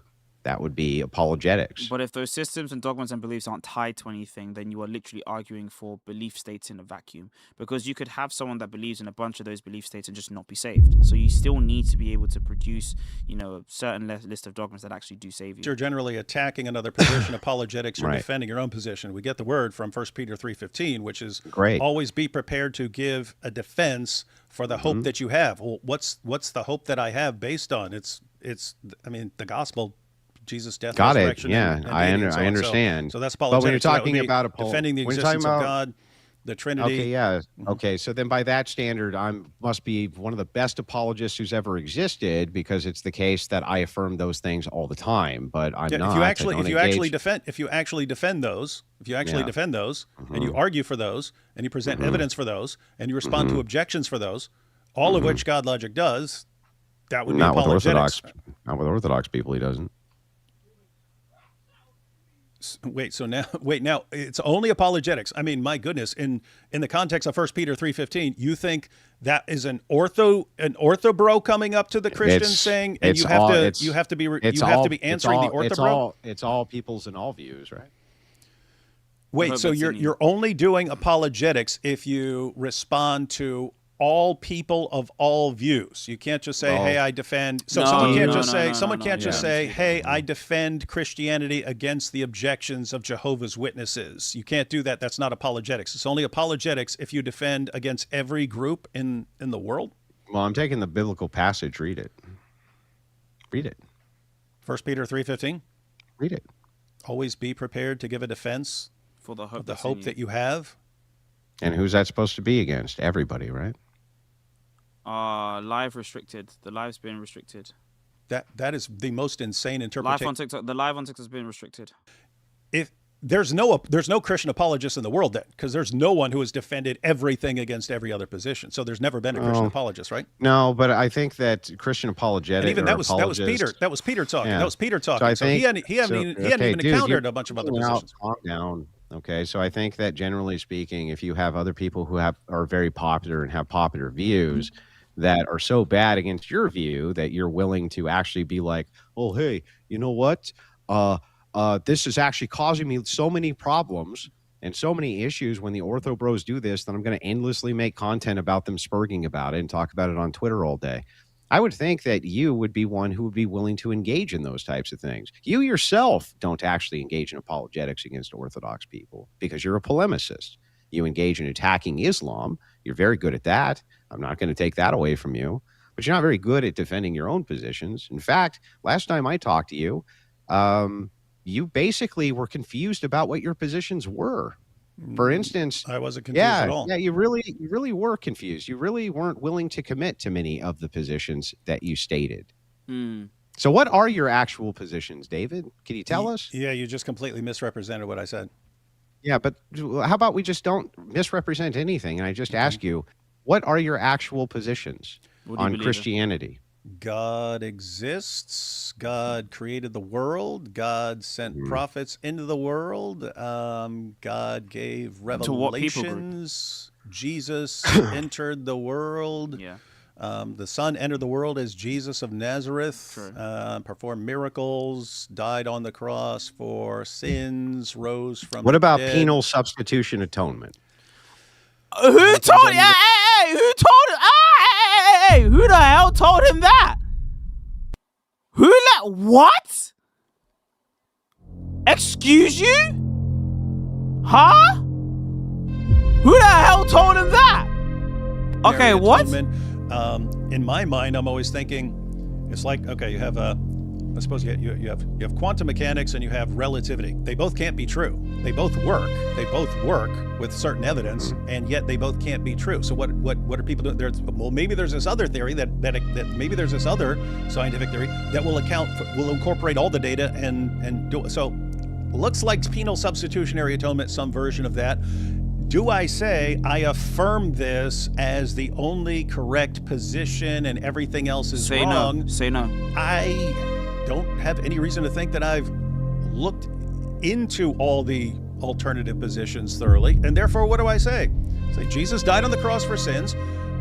Do I affirm this thing right here? Well, I could say it looks like it. I lean in that direction. But if you say, hey, David, come home to the real PSA. Come home to the Orthodox Church, man. Come home to the real PSA. That's that public service substitutionary atonement as the correct position. No. Okay. So if I say I'm just going with the Bible, why would you say, David? This is the issue with the Orthodox. I say, hey, I became a Christian in a jail cell, reading the Bible, and I believe the Bible, and okay, I'm kind of sticking with that unless someone shows me I'm wrong about something, and I need to also adhere to one particular church or something like that. I'm sticking with this. If you say, well, therefore, since you're not going to the Orthodox Church, you're not going to the Catholic Church, therefore you have to affirm penal substitutionary atonement, it really sounds, and the 5 solas and so on, it really sounds like you're saying, if you just go with the Bible affirms these things, and yet you're saying you don't think the Bible affirms those things. Well, why would you be insisting someone says, I'm just going to go with the Bible, unless you show me this first authority? That's just a word salad and garbage coming out of your mouth. It's total word salad. No, so some people are just like this, and it's guess what? Salad. It's kind of tied to what I was saying. Trash. It's just garbage. You just no, it's not. Garbage. It's kind of tied to me saying I wouldn't accuse someone unless it reached some threshold and so on. And I even said when we were talking earlier, I said it's kind of up to the person. It's kind of up to the person. Your positions, bro. That's it. Yeah, and I've explained it. You don't accept that someone doesn't think just I either affirm this or I reject it. I don't simply affirm things or reject things. I can say I just want to know the positions. That's it. 5 solas. Jesus died on the cross for sins. Yeah, that's 5 my position. solas. Do you affirm the 5 solas? Do you believe them? Do you affirm haven't we been through this? My position hasn't changed. Okay, I don't remember. What did you say about the 5 solas? Take something like sola scriptura, right? Mm-hmm. Take something like sola scriptura. Yeah. The Bible is the only infallible authority for Christians or something like that. Yes. What do I say? I don't say. Well, it'd be the ultimate infallible authority by which all standards are judged. No, it's the soul. And what do I say? If you show me there's some other infallible authority, I'll go with that. I haven't seen that. Therefore, I don't say this is the correct position that I affirm and I reject all others. Why? You guys might come up with some awesome case for me one day. So he thinks that it's possible that you could have some infallible rules of faith apart from Scripture. Hang on. I get it. When do you believe a child isn't sold? Okay. That's a weird question. Don't know. Wait, what? Whoa! I would lean towards conception, but I don't know. I don't know of a clear Bible verse that says sold right there. Do you believe that people... I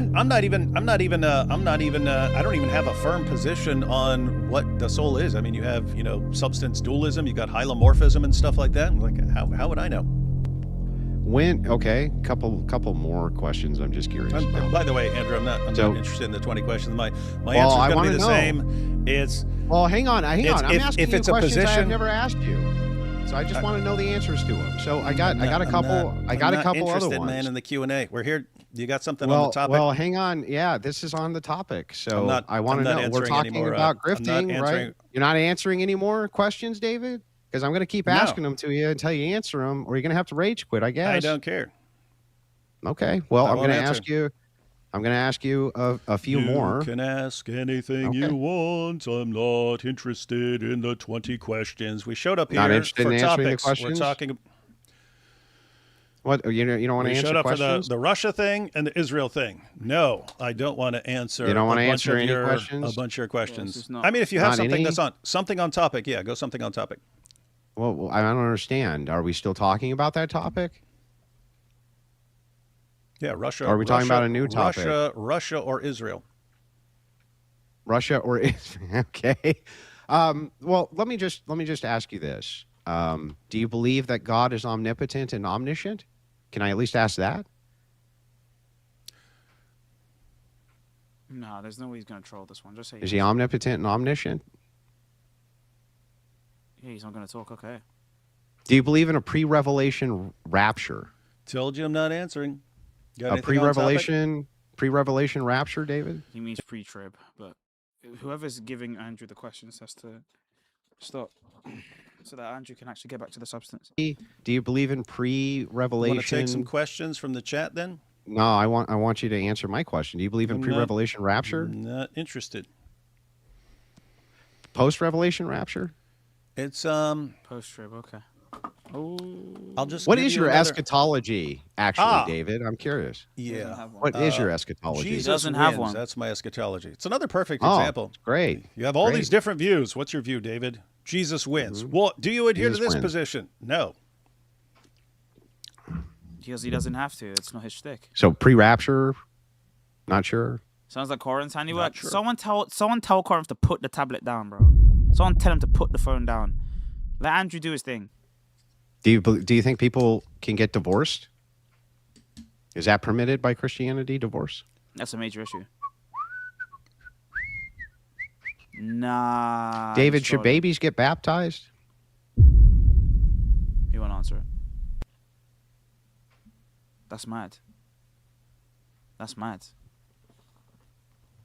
Oh, he just put. Do you think in Moscow, the patriarch of Moscow thinks babies should get baptized? He just put up the Moscow thing.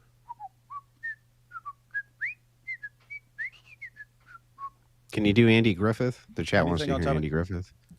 No, who wants it? Yeah. Yeah, David, do you believe that Jesus had brothers? That's good, perpetual virginity. Hey, matter of fact, that's another good example. You mean biological brothers? Yes. Yeah. Lean in that direction, but He leans. it's in the another direction. situation where if you guys came up with Just some not argument, sure. if you came up with some argument, it sounds like that from Scripture. If you guys No, again, the reason why he doesn't want to say "I believe this" is because as soon as you say "I believe this," now you can present all these arguments, the Hieronymian arguments against for the perpetual virginity of Mary. By the way, to say that Mary had like sex is nuts. Okay, that's just to say that she had other kids. Like, that's nuts. Like the actual, sometimes you need to think about the substance of the things you're actually arguing for. Okay, the thing he's arguing for is Mary had sex. That's the actual thing he's arguing for. there are all kinds of Okay, the Mother of God had sex. Yeah. Of those things, actually.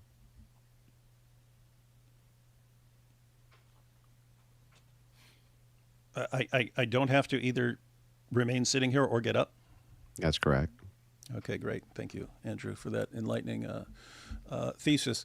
There are other issues where you just don't have to make an official call on it. Yes, you do. All of these things, especially if you became a Christian and all of these things are dogmatic. So none of the things that Andrew's mentioned so far are not dogmatic, apart from maybe the preacher pushing is still dogmatic. Like you have to believe it's post-trib.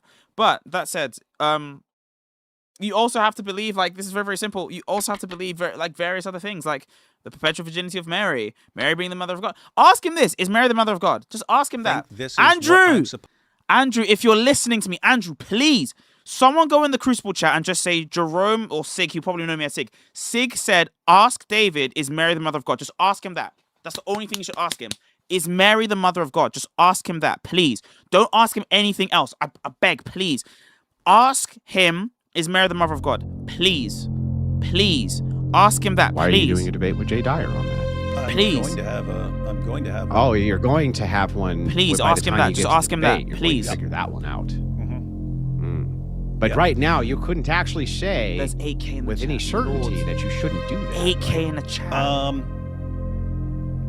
It really looks like you shouldn't do that to me. Even with It that, really even, does, but you're even not with, sure. even with that said, and I can say it really doesn't look like something. That's a situation where if you ask me right now, say the Orthodox Church is a false church. I wouldn't do it. I wouldn't do it. Yeah, you're not going to say the Orthodox Church is a false church. You can't even say with surety that the Orthodox Church shouldn't be telling you that you're a heterodox and need to convert, right? You can't say that for sure. No, you guys could give me a great argument for that. Yeah. You can't say for sure that the Quick, Orthodox quick, aren't quick, completely quick. correct and that you're going to hell even. Yeah, you can't say that. You can't say that. You guys could come up with some awesome argument for that I'm not familiar So with. are all the I have to arguments say, not the awesome? more I look into it, Why are the the arguments not more awesome? doesn't look very good. Why? Yeah. But you're not sure yet, of course. And he will never That's be true. sure. He will die unsure. Yeah. That's the If point. you're talking, he will if you're die talking about, unsure. like, let me There's put it no this way. assurance of If his you're talking about like salvation. Christian doctrine in and this so way. on, I'd rather say I'm not sure about something than say this is my position that I dogmatically affirm and be And wrong he's about being it. honest there. He truly believes that. Are I Muslims respect going it. to hell? Even on that issue, if there have been people who suggest some post death Awesome. possibility of I don't know. And what about a Muslim who's never heard the gospel? I mean, the scriptures say after death comes judgment, but okay. Can't be sure. Are Jews going to heaven? What, like Peter? No. Yeah, are Jews going to heaven? Rabbinic Jews. I don't know what you want here from me. I just want to know if Jews are going to heaven. Let me say my position. Ask him if no one Muhammad's going comes to to the heaven. Father except through Jesus Christ. Ask him if Muhammad's going to heaven. If you just go with the Bible, looks like you make your decision, and then after that comes the judgment and so on. Ask him if Muhammad is going to heaven. Is Muhammad going to heaven? Who raise arguments about Ask him, is Muhammad the possibility going? of a posthumous opportunity, or what happens to people who've never been evangelized, so purgation or is people possible for this guy. Fine. So you're not sure Jews are going to heaven? Is Muhammad going? Ask him, is Muhammad going? Going to heaven? What do you mean Jews are going to heaven? No one Is comes to the Muhammad Father going? except through Jesus. So Is It's going to Muhammad depend on the going? Jew. It's going to depend on the Jew, man. Okay, so Jews don't believe that Jesus Christ is God. Are they going They to don't heaven? believe in the Trinity. Are They they don't going to have heaven? faith Are they going to heaven? in Jesus Christ as the Are they Messiah. going to heaven? Are they going to hell, David? Are they going to heaven? Come on. If you reject Jesus and the Yes. gospel, and Yes. it's been clearly explained to you, Do Orthodox Christians reject you're the gospel? not going to. Does the Orthodox Church reject the gospel? Father, unless there's something Does the Orthodox else Church going reject on. the gospel? Even if you So take are some- most of the Jews in Israel right now going to hell, David? if again, I don't know how I can. If they It's- all have rejected, most of them overwhelmingly have rejected Did they? Jesus Christ as What the is Lord what was their and Savior of knowledge? What was Samuel. their knowledge of the gospel? Because they don't talk Their a lot about knowledge, Jesus over their there. knowledge of their gospel is quite good. All Jews in Israel? Yeah, I mean it's as good as the average Americans. Ah, No, nice. I don't think so. They don't. They Yeah, I don't talk, think- they I don't th- talk. No, it's not. You been there? Yeah, I think it been is. there? It's a well-educated nation. You've never been. No, they don't. They're not a you've well-educated been- nation. a lot of Jews there. In You've terms of never Jesus, they're more been. like they're less like me and Muhammad. I'm openly critical and hostile towards Muhammad. They're more like me He has and never Buddha, been. where I'm Douglas just. But I Right. thought Christians were Interested. allowed. Douglas Murray, he has never been.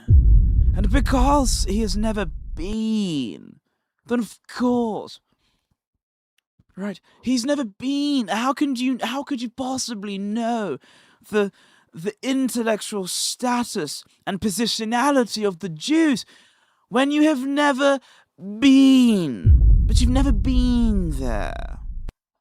Literal interpretation of hell. Fire means fire. Darkness means darkness. Worm means worm. You have a metaphorical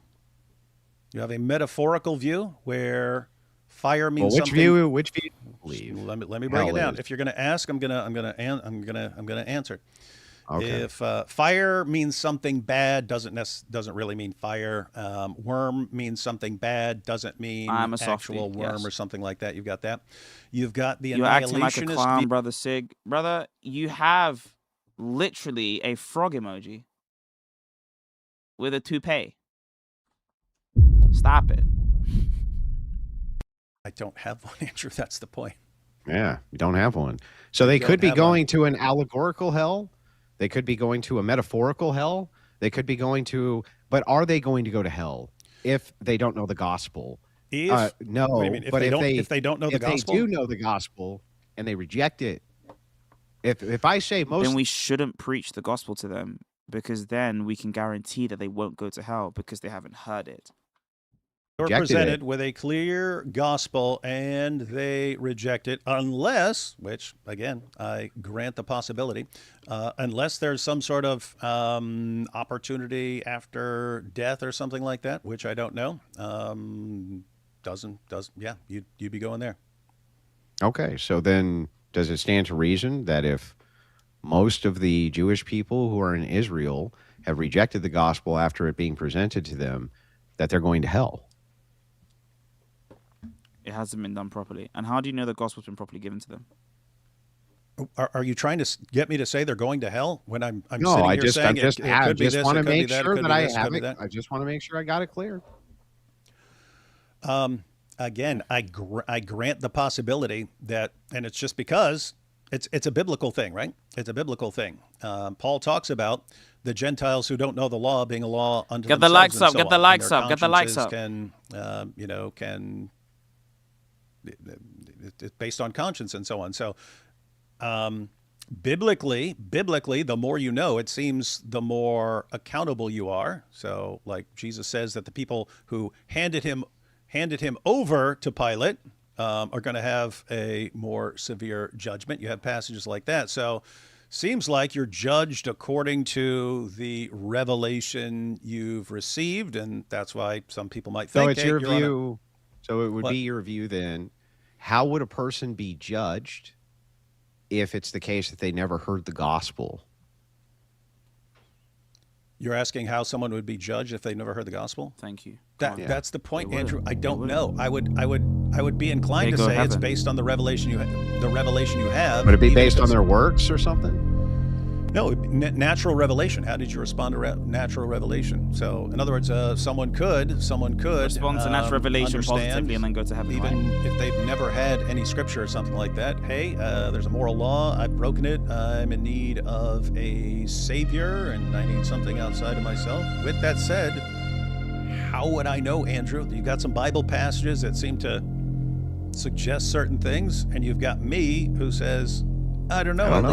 I leave that up to God, and I'm kind of fine with that. And you say, no, you have to dogmatically affirm this and this and this and that. I didn't tell you how to do anything. I don't have to. Well, you keep. I you keep literally asking haven't. questions. I literally haven't said you need to affirm anything. I'm just trying to get the totality of your view, and it seems I am just as confused as I always have been about it. I don't actually know what it is that you believe about anything. I'm not even telling you that you need to believe anything. I just think it's interesting that you're about to go into a debate with a guy that you challenged him to a debate on whether or not you should worship icons when you say you're not sure if you should worship icons. But by that time, you're certain that you'll hold the view that you shouldn't. I think that's brilliant. David, that's not bad faith at all, David. It's not bad faith to say. Yeah, also, that is true. How are you going to go and debate a position in a couple months that you're not even sure that you believe in right now? Right? Like, the whole point of debating a position is because you believe in the position that you're debating. Otherwise, it's bad faith or just sophistic, just debating for the sake of being good at debating. But it's worse to say that you actually don't believe it. But it's even worse to say that you haven't even figured out whether you believe it or not. That's like me accepting a debate on whether the Orthodox Church is true, and I still haven't decided whether or not the Orthodox Church is true. Like, if I accept a formal debate, maybe even informally you could talk about it and adopt a position, but you can't adopt for a formal debate. Actually, icon veneration is looks okay. Or so it could be that it's but right. You're pretty or, confident you're not. I mean, right? Yeah, it's something where if I look into it, all I see are problem. You weren't after sure problem after whether problem. you should or you shouldn't. You just kind of leaned that way, but you were most definitely willing to take the oppositional view that you shouldn't because you felt like you would be convinced by the time the debate would happen. If everything I've looked into so far points away from it, then I'm going to say, okay, guess what, Andrew? It's possible 2 months from now I look into it, I go, whoa, I hadn't thought of that. And I'll just say, actually, Jay, we can either change the topic or I can forfeit because I've changed my mind. All right, bro. On this. I'm good. Good. We can take well, I don't even care about that. I got to read my own super chats, but I appreciate the conversation, man. I enjoyed it. All right, man. All right. You take care of yourself. Catch you later. Jeez, man. David's happy because he feels like that was the whole point. The whole point and the whole goal of this was to demonstrate that when Ortho bros or rather people that are dire fans essentially look at the way that they talk about Orthodoxy or the way that they talk about other dissident groups within the Christian confessions or the Christian confessional space, they can look at those groups and say, oh, look, you guys don't actually have a church. You don't actually have a way of actually demonstrating your faith. And so because of that, we think that you're probably just doing this for the money because you want all the super chats from anti-Islam stuff. Now, the reason why he doesn't just attack people that are anti-Islam generally, right? For example, Nick from Fearless Truth or Luigi would fall under that, is because Nick from Fearless Truth and Luigi are Orthodox. Now, it's not specifically because they are Orthodox that he's not attacking them, because he also doesn't attack people for going against Islam, like people like Voice of Reason or people like even William Albrecht, for example, or King Sylv. The reason why the directs generally don't attack those kinds of people, and I'm using direct in the sense of just talking about the diosphere, so my apologies, but the reason why the directs don't necessarily attack those people is because they have a confession. So they actually are able to send someone somewhere for discipleship, even if they disagree on the confession that they're sending them to. At least they have one, and they will debate them on those merits. They won't shoot down the anti-Islam stuff. They will allow them to do the anti-Islam stuff precisely because they're actually able to do that stuff. I would almost say Jay Dyer has actual grounds to sue David Wood due to the fact that David Wood blatantly said he doesn't believe this Russian stuff. I don't know if you can sue him. Now, to be very, very clear on this issue, what David Wood wants to do is basically call and curtail against those that make up conspiracy theories against people that are Christian and just want to do anti-Islam stuff, because they see Islam as a real problem. As a Nigerian, I do see a lot of the ways that people have proliferated the Islamic religion in Nigeria and in the diaspora as a real issue, as a real socio-cultural threat as well to just the existence of our peoples. Given the fact that it promotes unhealthy polygamy, it promotes child marriage and things like this, the way that it's been proliferated promotes these kinds of things. We need to stop the proliferation from happening. Now, because of those facts, we know that Jay Dyer has been saying, look, it looks like you guys are doing this for money, because every single time we ask you for a conversation, even privately so, you never want to talk about it. Now, of course, a lot of people are like, look, this is affecting the stuff that I'm doing, so please stay away. But they're like, no. You can't just do apologetics in a sort of vacuum. And I can understand actually saying, hey, look, we want to affirm the deity of Christ, we want to affirm the Trinity and do those kinds of things. And there's no problem there. There's absolutely no problem with doing that. I do that, and I would work with anyone that does that. If you want to defend the deity of Christ, you want to defend the Trinity, you want to defend the fact that there is one God, you want to defend the fact that Muhammad was not in the Bible, like, I will absolutely defend with you, okay, no matter what confession you come from. The problem is when you actually talk about these things in a certain way of saying, oh, well, look at me. I'm going to take people and then send them to like false live streams or things. And you don't speak about when those bad things happen. But then when someone does exactly the same thing, you then call them out. So like when Jay Dyer comments one thing under one particular Muslim's post and he says bingo, and that, like, upsets every single person. You're agreeing with the Dow Gandhists, you're agreeing with the Dow guys, you're agreeing with the Dow guys, and then now we have Apostate Prophet who comes on for some reason. I don't even know why he's there. And I'm going to get into him in a moment. Oh my gosh, wow, favorite Arab. Thank you for the 5 gifted, man. I really do appreciate it. Thank you so much for the 5 gifted. Thank you so much for the 5 gifted. I really do appreciate it for the 5 gifted memberships. You should donate to the GoFundMe. You should donate to the GoFundMe. All right. Completely different situation. But what it reminds me of something in Islam. And I'm guessing human beings are just like this. You have some people who are, the evidence points in that direction. Boom. That's my position. Should I go up? And other people, I don't know, man. I'm not going to make a call on this. And then you have people who, I just can't decide any of this. Therefore, I'm going to relegate all the thinking to some institution or something like that. You guys decide this stuff for me. And I'll go along with what you guys decide. But that's kind of weird because you still have to decide which institution.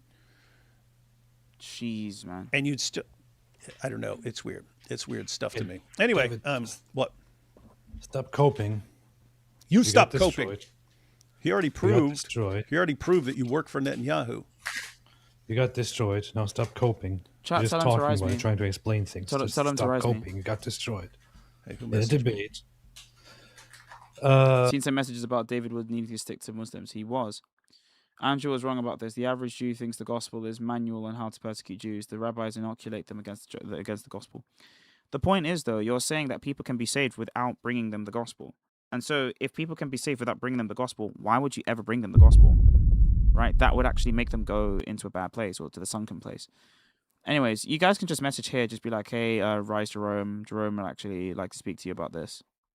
But I don't think that they'll rise me. And if not, I'll just close out the stream because clearly this is so bad, dude. Whose audio he couldn't play. Do you even know what trip that was? Yes, that was the first trip we went. That was the first trip? Oh, my goodness. You should have told me that, man. Because I know. That was the first trip. How could I have told you that, David? How could I have told you? That was the first trip where I did say that I have been invited to Israel by some interesting people. Now, to be very fair, I might have made it sound much more interesting than it actually was. Okay, so who are those interesting people? As far as I recall, it was, hey, you guys keep talking about this stuff, and you can actually take a tour. you can actually take a tour of the sites. That's the only thing I remember about any officials or something. I'll admit the Orthodox are very passionate about the Trinity. David, this is pathetic. Dory the fish is David's memory. Now David's taking. Like that. Someone who's connected to. Well done, Comrade Andre. You have maintained your cover. Give my regards to your lovely wife Raquel for the proletariat. Bro, Andrew made so much money. Fence over there or something like that said, "Hey, if you guys keep talking about this, you know you can actually take the tour, see all the sites of the attacks, and there are people, there are actually witnesses in the area, and you would actually know what you're talking about." That's as far as I recall. It was actually much simpler, even. You might not remember, which is completely fair. I was talking about Israel at that time. Conflict should be kept to a minimum. Yeah, I'd love to go on, but I don't think they would invite me. Oh, because of October 7th. Okay, yeah. One day I had a phone call with Joseph Cohen from Israel Advocacy Movement. And he was telling me that... wait. Is that the guy who used to go to Speaker's Corner or something? Yeah. That's Speaker's Corner guy? Okay, yeah. That guy, the nicest person you will ever meet in the world. I was having a conversation with him and was talking about, he talked to me about how he recently went to Israel and took a tour and all that and visited. I'm so sorry, AP. Look, man, I apologize, but I think it's pretty clear that like these people don't really understand what's going on. Look, I think it's very clear, like this idea of saying that the Ortho Bros are simply just a Russian network. Bear in mind, I don't even think that Ortho Bros like me, but I would never say that this is a Russian collusion. Okay. Do you know how dangerous that is to say that it's a Russian collusion? It's different to say, oh, these people just like money. Okay, yeah, avarice is a sin, okay? Avarice is a sin. But to say that the actual Church of Christ is under the specific legal and political whim of a dictator or someone you want to paint as a dictator, that's dangerous. That's very, very dangerous. That's so pernicious. Like, imagine saying, oh, here is this huge confessional church that has very, very good relations with pretty much everybody. Yeah, that church is actually basically a tool of the state. What? That church is just part of Russian collusion. What are we talking about? What are we talking about? Like, we need to actually think here for like 5 seconds. If I say I like money, okay, yeah. So you're a sleazy salesman, sure. That's no impact on any community. Your entire ministry is pretty much online, okay? So to say you like money, okay, you like money, cool, whatever.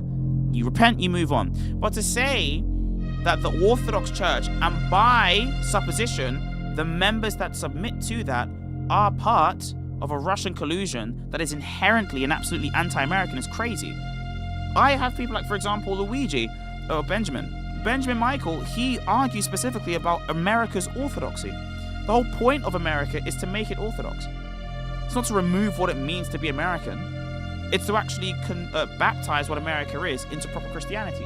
Because as it stands right now, whatever you think Christianity is in is just not going to be feasible. It's just a fact. Oh. Hey, hang on. What's going on? AP. So we were... So you got JP? What the hell? Wait. So JP can get on? It's insane. Let me get on. Someone get me on Andrew. How about that? Get me on Andrew. Got a bunch of stuff going. Hold on. Let me go to. In the Crucible. Have they banned me? No, they're never.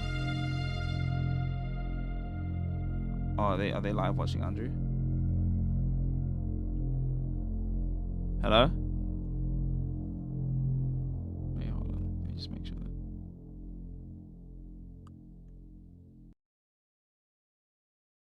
Oh, it's the wrong microphone.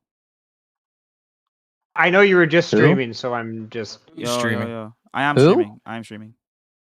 Don't stream our Discord. Yeah. Don't stream in here. Cool. Bye. Just want to say hi. All right. Let me message them. Awesome. wasn't trying to stream, lads. My bad.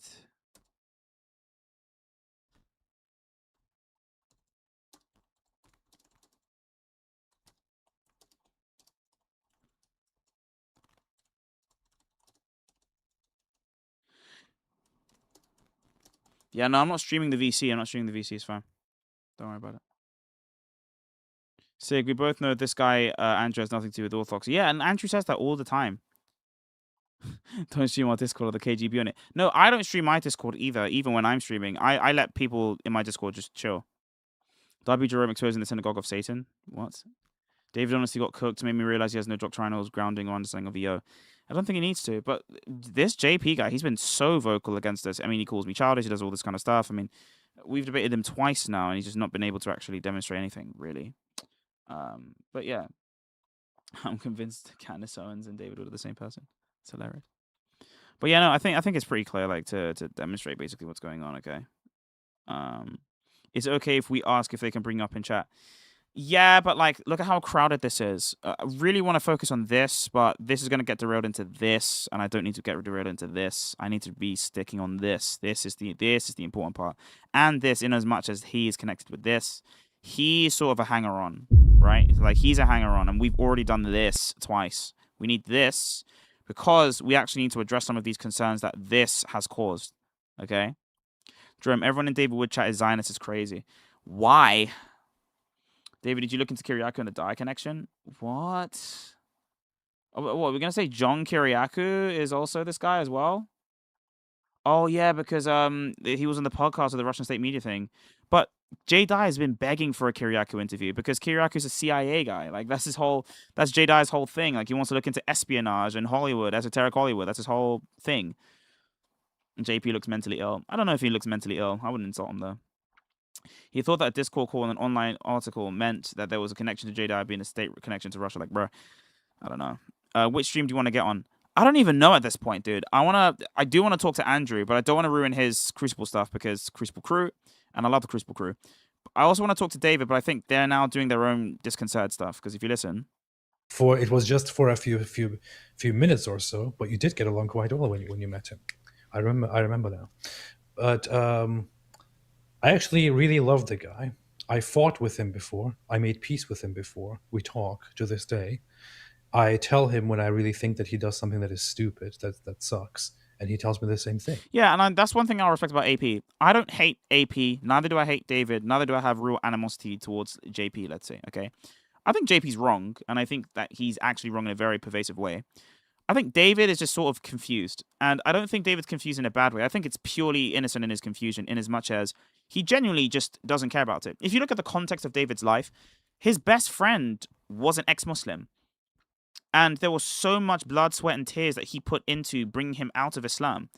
And so he knows how pervasive Islam is, and obviously his friend dies because of that. So he made a promise to himself to never let that happen again, ever. So as long as he can prevent anyone from going to this really bad, shameful, pervasive religion, he will, by all means. Would he like people to become Christian? Of course. Now, does he have a real worked out view of what Christianity is? No, because for the past 20 years, he's had to argue as a bulwark against Islam. And when you do that, it takes a toll on you. For AP, he's found Orthodox Christianity primarily because of his ex-wife. And it's interesting that he stayed as an Orthodox Christian. So I think to some degree, his conversion is genuine. And so there is nothing bad that I can really say about his particular conversion. The problem, though, is that you have a huge audience, for example, 2,000 live viewers, and this will probably go up anyways, that watch you and they associate Christianity with you. You know?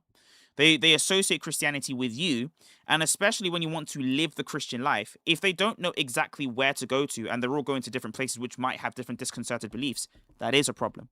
So you need to at least be able to guide people to the right thing when you are saying, become a Christian. There's a reason why Jay Dyer doesn't like focus on atheists that are ex-Muslims, that do ex-Muslim content or anti-Muslim content. Or there's a reason why, for example, Jay Dyer didn't get onto AP when AP was an atheist. And the reason why was because AP was confessionless. His whole point was never to bring people to Christianity. His whole point was to tell people to stay away from Islam. So you can see how Jay's critiques of AP is actually different from his critiques of David or whatever figure may have you, right? His particular critiques of AP are as follows. Hey, you're an Orthodox Christian. Orthodox Christians do things in this way. Not, oh, you're just anti-Islam. Because AP doesn't actually fall under that. AP falls under a different category or schema. JP is his own thing. He's a Protestant. He doesn't care. He's anti-Orthodox. These people are good at Muslim apologetics, but their claim on what instituted true church apart from the body of Christ, normative means, is simply false. They're mostly Protestants. I'm going to muzzle myself until JP's out of my sight. So if Sig had an American radio show, would that make him pro-America? No, it would not make me pro-America. What the heck? Think about what you're saying. I'd be embarrassed to have JP represent me if I was a Protestant. I don't know, man. I don't even know. That do interdenominational conversations, and then you have Christians that do not. I have interdenominational conversations. If you look at my channel, I have discussions with people on once saved, always saved, predestination, and all these so-called secondary issues. That's just the reality. You don't do those things, and that's okay. It doesn't make you any less. Yeah, but the problem is when you then endorse people that say that we don't have the gospel. For example, going on an entire conference and endorsing that conference and sharing that conference around where it tries to say that orthodoxy is unorthodox. Like, you understand the pernicious nature of that, right? The pervasive nature of that, right? Like, it's not the same thing as me, like, sharing a tweet of a quote that I found that was cool, you know? It's you promoting an entire conference of people of which you're spearheading because you're one of the big ticket people. In fact, you're probably the most popular person on that particular site. So we do need to talk about the context by which we're actually proliferating and promoting the kinds of things. And they're not the same. And it's clear that they're not the same either, you know. So I don't understand why we're acting as though they are the same or that they are even like remotely similar in any sort of thing as well. Okay? I don't really understand that. Again, there's nothing wrong with reading up on a topic and then debating that topic. There's just nothing wrong. Reading up on a topic is different, right? Reading up on a topic and debating the topic is not the same thing as having a topic that you've priorly agreed to, that you've agreed to prior, but you're not even sure whether you believe the position you're supposed to be advocating for. It's a completely different thing. Okay? I at least have an idea of my arguments and positions. There are other positions on that. The Eucharist or something like that. I mean, I don't know. You guys may be right. I don't know. Wait, you don't have to believe in the Eucharist. This is exactly what I'm saying. Like, they don't. The problem is they don't even agree what are the primary issues and what are the secondary issues. You can literally go to a Protestant, maybe not in this circle, but in many circles, I've heard this all the time, where a lot of Protestants will say the Trinity is not an essential doctrine, or something easier, baptismal regeneration is not an essential doctrine. Like, that is not an essential doctrine. Right? And whether or not you think, oh, that's wrong because Scripture said so, you need to be able to enjoin on your entire community what are the essential beliefs to be true and what are the essential beliefs not to be true. I would argue the essence-energy distinction is a fundamental doctrine. Why? Because it's one of the doctrines on God. He got left for a Jew overseas for yikes. Kosovo, Serbia, I don't know about that. I'm just not going to comment on that geopolitics stuff. Sig, as a true EO, you should help David. I know you always supported God logic, though. Yeah, we should. We should help each other, and we should obviously, try our best to accommodate to each other's weaknesses and things like this. I'm not going to deride anyone just because they're of a different confession than myself. At the same time, though, we have to be honest as to what we're trying to do. I don't know. Brits going to be Brits. They don't understand America or Americans at all nowadays. Yeah. All right. Thank you so much for the super chats, everyone. I don't really know where this is gonna go because I think that it's been so clear. Like, it's so clear that these people basically believe in like weirdnesses. I'm not gonna really speak too much on the drama. It helped me get my hand off the flame and therefore protected me. So there are various things that are bad states of affairs. And now they're trying to compare us to like Muslims. And I've heard this claim, by the way, like, and now they're going to try and popularize this. Every group is going to popularize this. That the Orthodox Christians really are the Muslims of Christianity. They're the Muslims of Christianity. Like, what an insult. Oh my gosh, this guy with the 5 gifted again. Thank you so much for the 5 gifted again.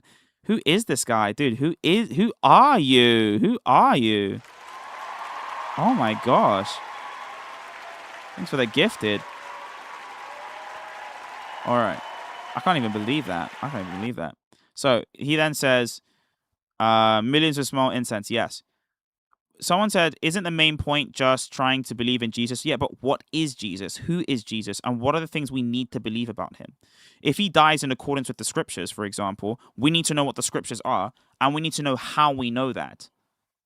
And if he was raised in accordance with the scriptures, again, we need to know what the scriptures are and how we know that. Like, all of these things are so important, but you're not talking about them. All right, so my final grift is going to be, if I can actually do it. Yeah, here we go. Here is the GoFundMe, guys. If you want to help me out with this, if you want to help support my content and support my channel, this is the American Dawah Project. I need to be in America, and I need to be in America very, very, very, very, very, very, very soon. As many of you requested in the live stream, I've created this GoFundMe to help support the travel to America to take the Mandem overseas. I have to debate someone there a couple times, and if I can go there, you guys can help. It is a very popular sheikh, okay? So if we can get over there, we can get over there. Don't want to leak too much information. But if you do want to help me out, help me out. We need to keep this under wraps. Why do we need to keep this under wraps? Because if they find out that I'm the one that's being debated, they will quit. Okay? So if you want me to be there, get at this. This is the grift. This is the grift. I've asked for a lot of money because I like money. Okay? Like, what? So, Salam al-Masih. Thank you so much. Jerome, I know you aren't a humanist, but would you consider yourself slightly more than Jada? No, I'm less than Jada. I don't know what that means, though. If you're talking about whether I'm pious, I'm less than Jada. I'm less than Jada, way less than Jada. So literally go on the GoFundMe, American Dawah. The link I will now put in the description. Okay? I'll put the link to this in the description so that anyone that wants to access it can access it. Okay? So if you want to access this link, I'm now going to put the link in the description. All right.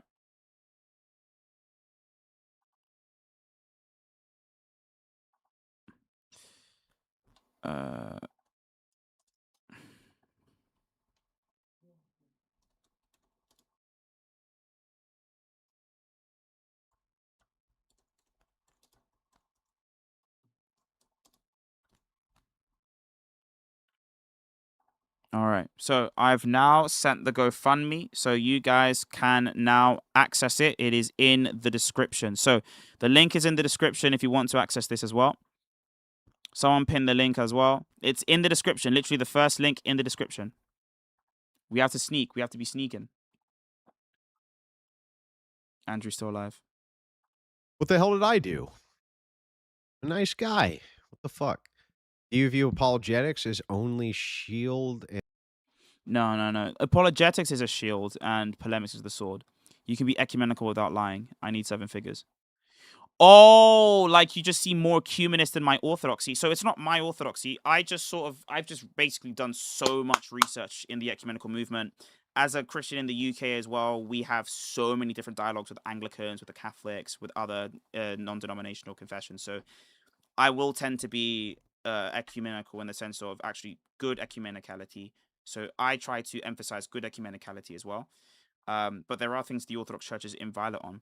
A good book that you can read, specifically if you just want to know the data of the ecumenical movement and who said what, read the Orthodox Church and the ecumenical movement. The Orthodox Church and the ecumenical movement. The World Council of Churches doesn't hide anything, okay? Nothing in the description. Should be in the description. Should be in the description. Should be in the description, boys. It should be. It should be in the description. It should be in the description.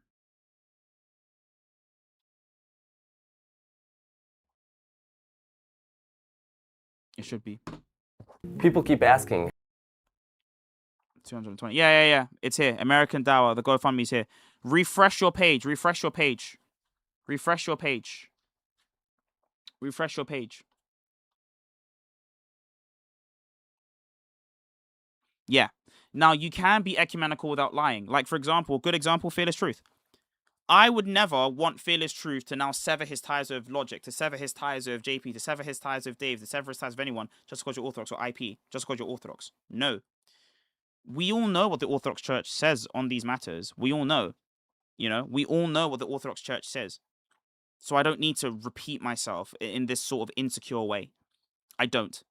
Because the Orthodox Church is clear. Okay? Thank you so much for the subscription. But yeah, let's get this GoFundMe up, man. If we can get up in time, that'd be great. So then I can like book the thingy. But the reason why I don't want to do anything, I want to wait until the thing comes. And then when it comes, then I can book it. So that if, for example, we don't get it in time, I can just refund the money back, essentially. I think if you just click a button and you refund, I don't know.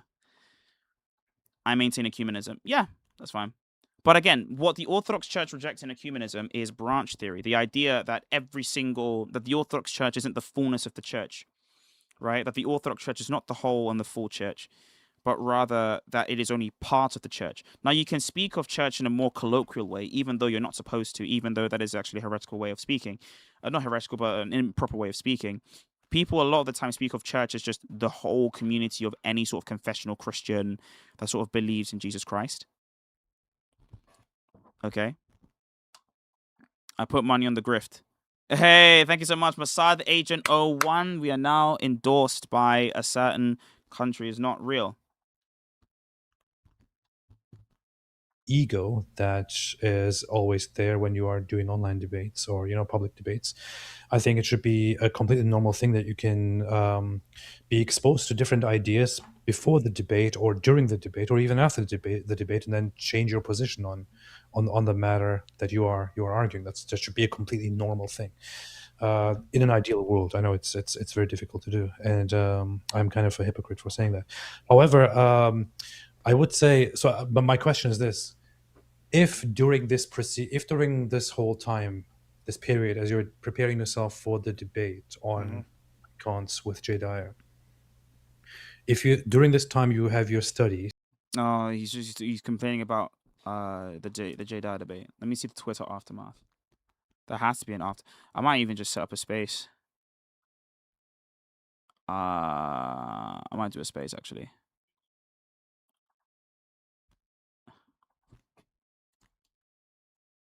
Is Jay Dyer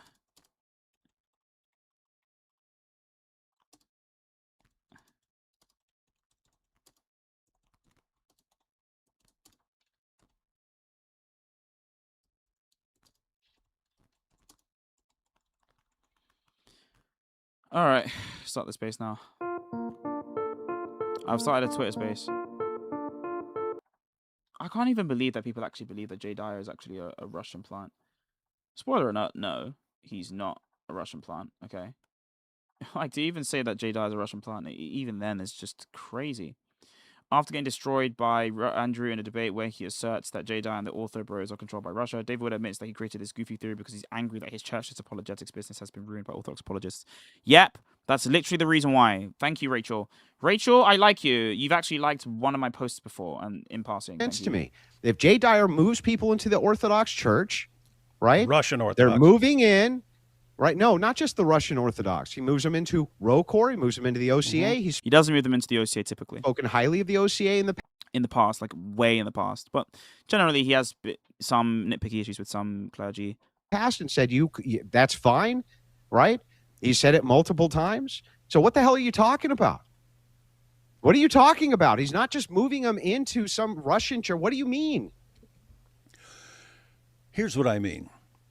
I can't talk to a Muslim now without some orthobro jumping in there and saying, what church you bringing him to? Wrong church.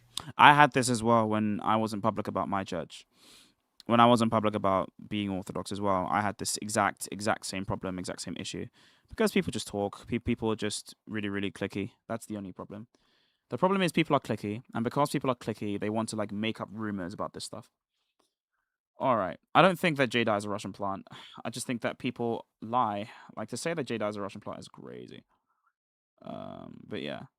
Yeah, this whole stuff is just, like, not true. Where are my rubles, Pope Putin? Nice. But yeah. Thank you, Orthodox Ethos. I don't even care. Yeah, it's even. I don't even understand how you could even do that. To like say that Jedi's a Russian plant. Like, what the heck? All right, let's improve him. Eureka, hello, hello. We've risen you, bro. You have to unmute, dude. Hello. Eureka.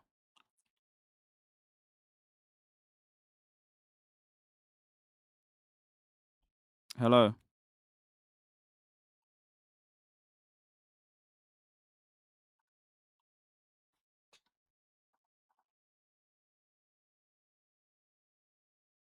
What the hell? It's like a QAnon researcher.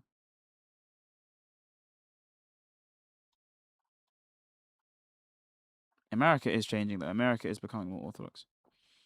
I.e., the church blesses the state's political goals in exchange for favored status. Symphonia is the traditional Orthodox concept describing an ideal, harmonious relationship between the church and the state. In the Russian context, this historical theory postulates that while the spiritual and secular remain distinct, they should work cooperatively and guide society towards material and spiritual welfare. But one of the things that you forget is actually that it has deference to the spiritual. So there's no problem. The Russian Orthodox Church and the state of Russia openly admits to being intertwined. Yes, the same way the Byzantine Empire was. But the problem would be is if the Russian state has tried to co-opt the church, which they tried to do with Sergianism.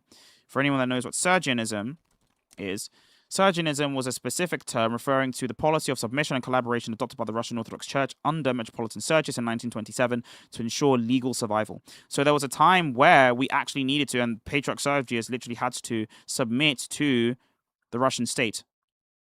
He had to submit to the Russian state just to survive. Just to survive. Because if he didn't, then the state would wipe out all the clerics, and there would be no Russian Orthodox Church. So that's what we did, right? We tried to survive. So to say that Jay Dyer is an industry plant, or to say that is he an industry plant? I don't know. But to say that, I don't think it's so. But to say that he's a Russian plant is just simply not true. You know, it's just simply not true, and it can't be further from the truth, and we need to be careful. Jay Dyer would call the supposed former Latin captive Russian Orthodox Church Latinizers before working with them, to be honest. JK. That is true. That is so true.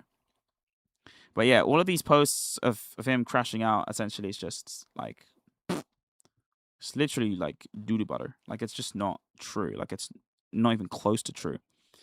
You know, and I'm seeing all of this stuff, and like, I'm looking on the trends now. Let me see. Oh. Online involvement questions, debate. If I just go Andrew Wilson, David Wood. Let me see the aftermath of this. This is hilarious. Andrew Wilson's mopping the floor. Halal Zuma even. And this is actually something that happened recently, I think. This was May 14th, about forcing himself on a girl. I mean, and you know the crazy thing is, this is doing so much damage towards the Muslims. Hell, even Libiano. He posted on Twitter, David Wood, who has a PhD in philosophy, starts lagging when asked about propositions. A philosophy doctor doesn't know what propositions are.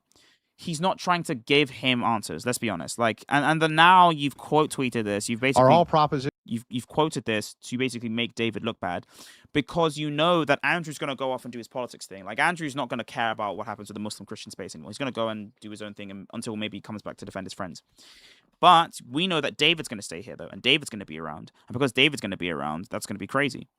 Sergianism is the thing the zealots, the TOC and GOC accuse us of in addition to the reformed Julian calendar, is it not? But we condemn Sergianism. Yeah, we condemn Sergianism in as much as we try to condemn people being co-opted, but we also are understanding of the fact that you are trying to preserve a particular thing alive.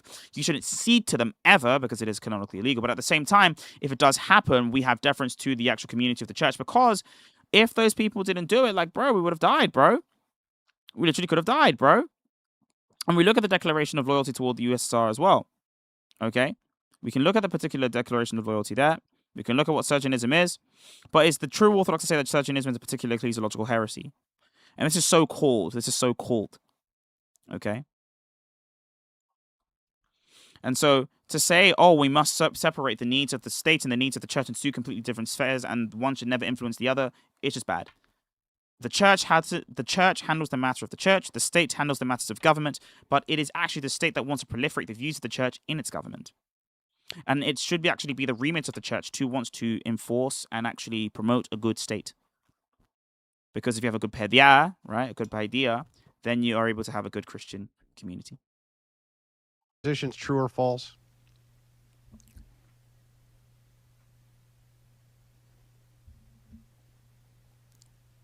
Are all propositions true or false, David? He doesn't want to answer the question because it gives him sound bites. That's why. David was controlled by silence. I saw people do this. Like Kipper. I think someone replied to me. Is there a Kipper on? No way. That's insane. That's insane. Andrew Rawson confronts David Wood for being an anti-Muslim grifter who doesn't care about. This is months ago. This is a month and a bit ago now. Andrew Wilson, my problem with Charlie Kirk in April 2025. Andrew Wilson shares some of his thoughts about TP USA. All right. So that's pretty much done with. Okay. So they're not going to invite me up. It's very clear they're not going to invite me up. If they invite me up, I might go live again, but they're not going to invite me up. So we're going to end it there. We're going to call it there. Thank you so much, guys. That is the GoFundMe. GoFundMe link in the description. Thank you so much to everyone for helping. Remember, guys, if you do want to help us out with streaming, if you do want to help us out with content, if you do want to help us out to reach those kind of high levels, you know, then you should help us out. We might be live tomorrow again, talking about why we should be Muslim. So make sure you're there for a Why Should I Be Muslim live stream. So I'm saying goodbye to the TikTok now. Thank you to the boys on TikTok. Thank you for the guys on TikTok. Thank you for everything you've done on TikTok. So we will be back live with a Why Should I Be Muslim live stream. So if you want to be seeing us with a Why Should I Be Muslim live stream, you already know where to go. You already know what to do, okay? You already know what to do. All right. So that has been it, okay? I'm going to sign off now. I appreciate you guys. And yeah, see ya. We might even end it abruptly. We usually have a Politician playing in the background, but I think we're just going to end it because yeah, there's no glory to God in this, in the sense of that people have been doing such sillinesses. But yeah, thank you so much for everyone that contributed today. I really do appreciate you. I appreciate your efforts. Let's get that GoFundMe up, okay? And we'll be back again tomorrow for the grift to continue. But yeah, thank you so much, guys. Appreciate you guys.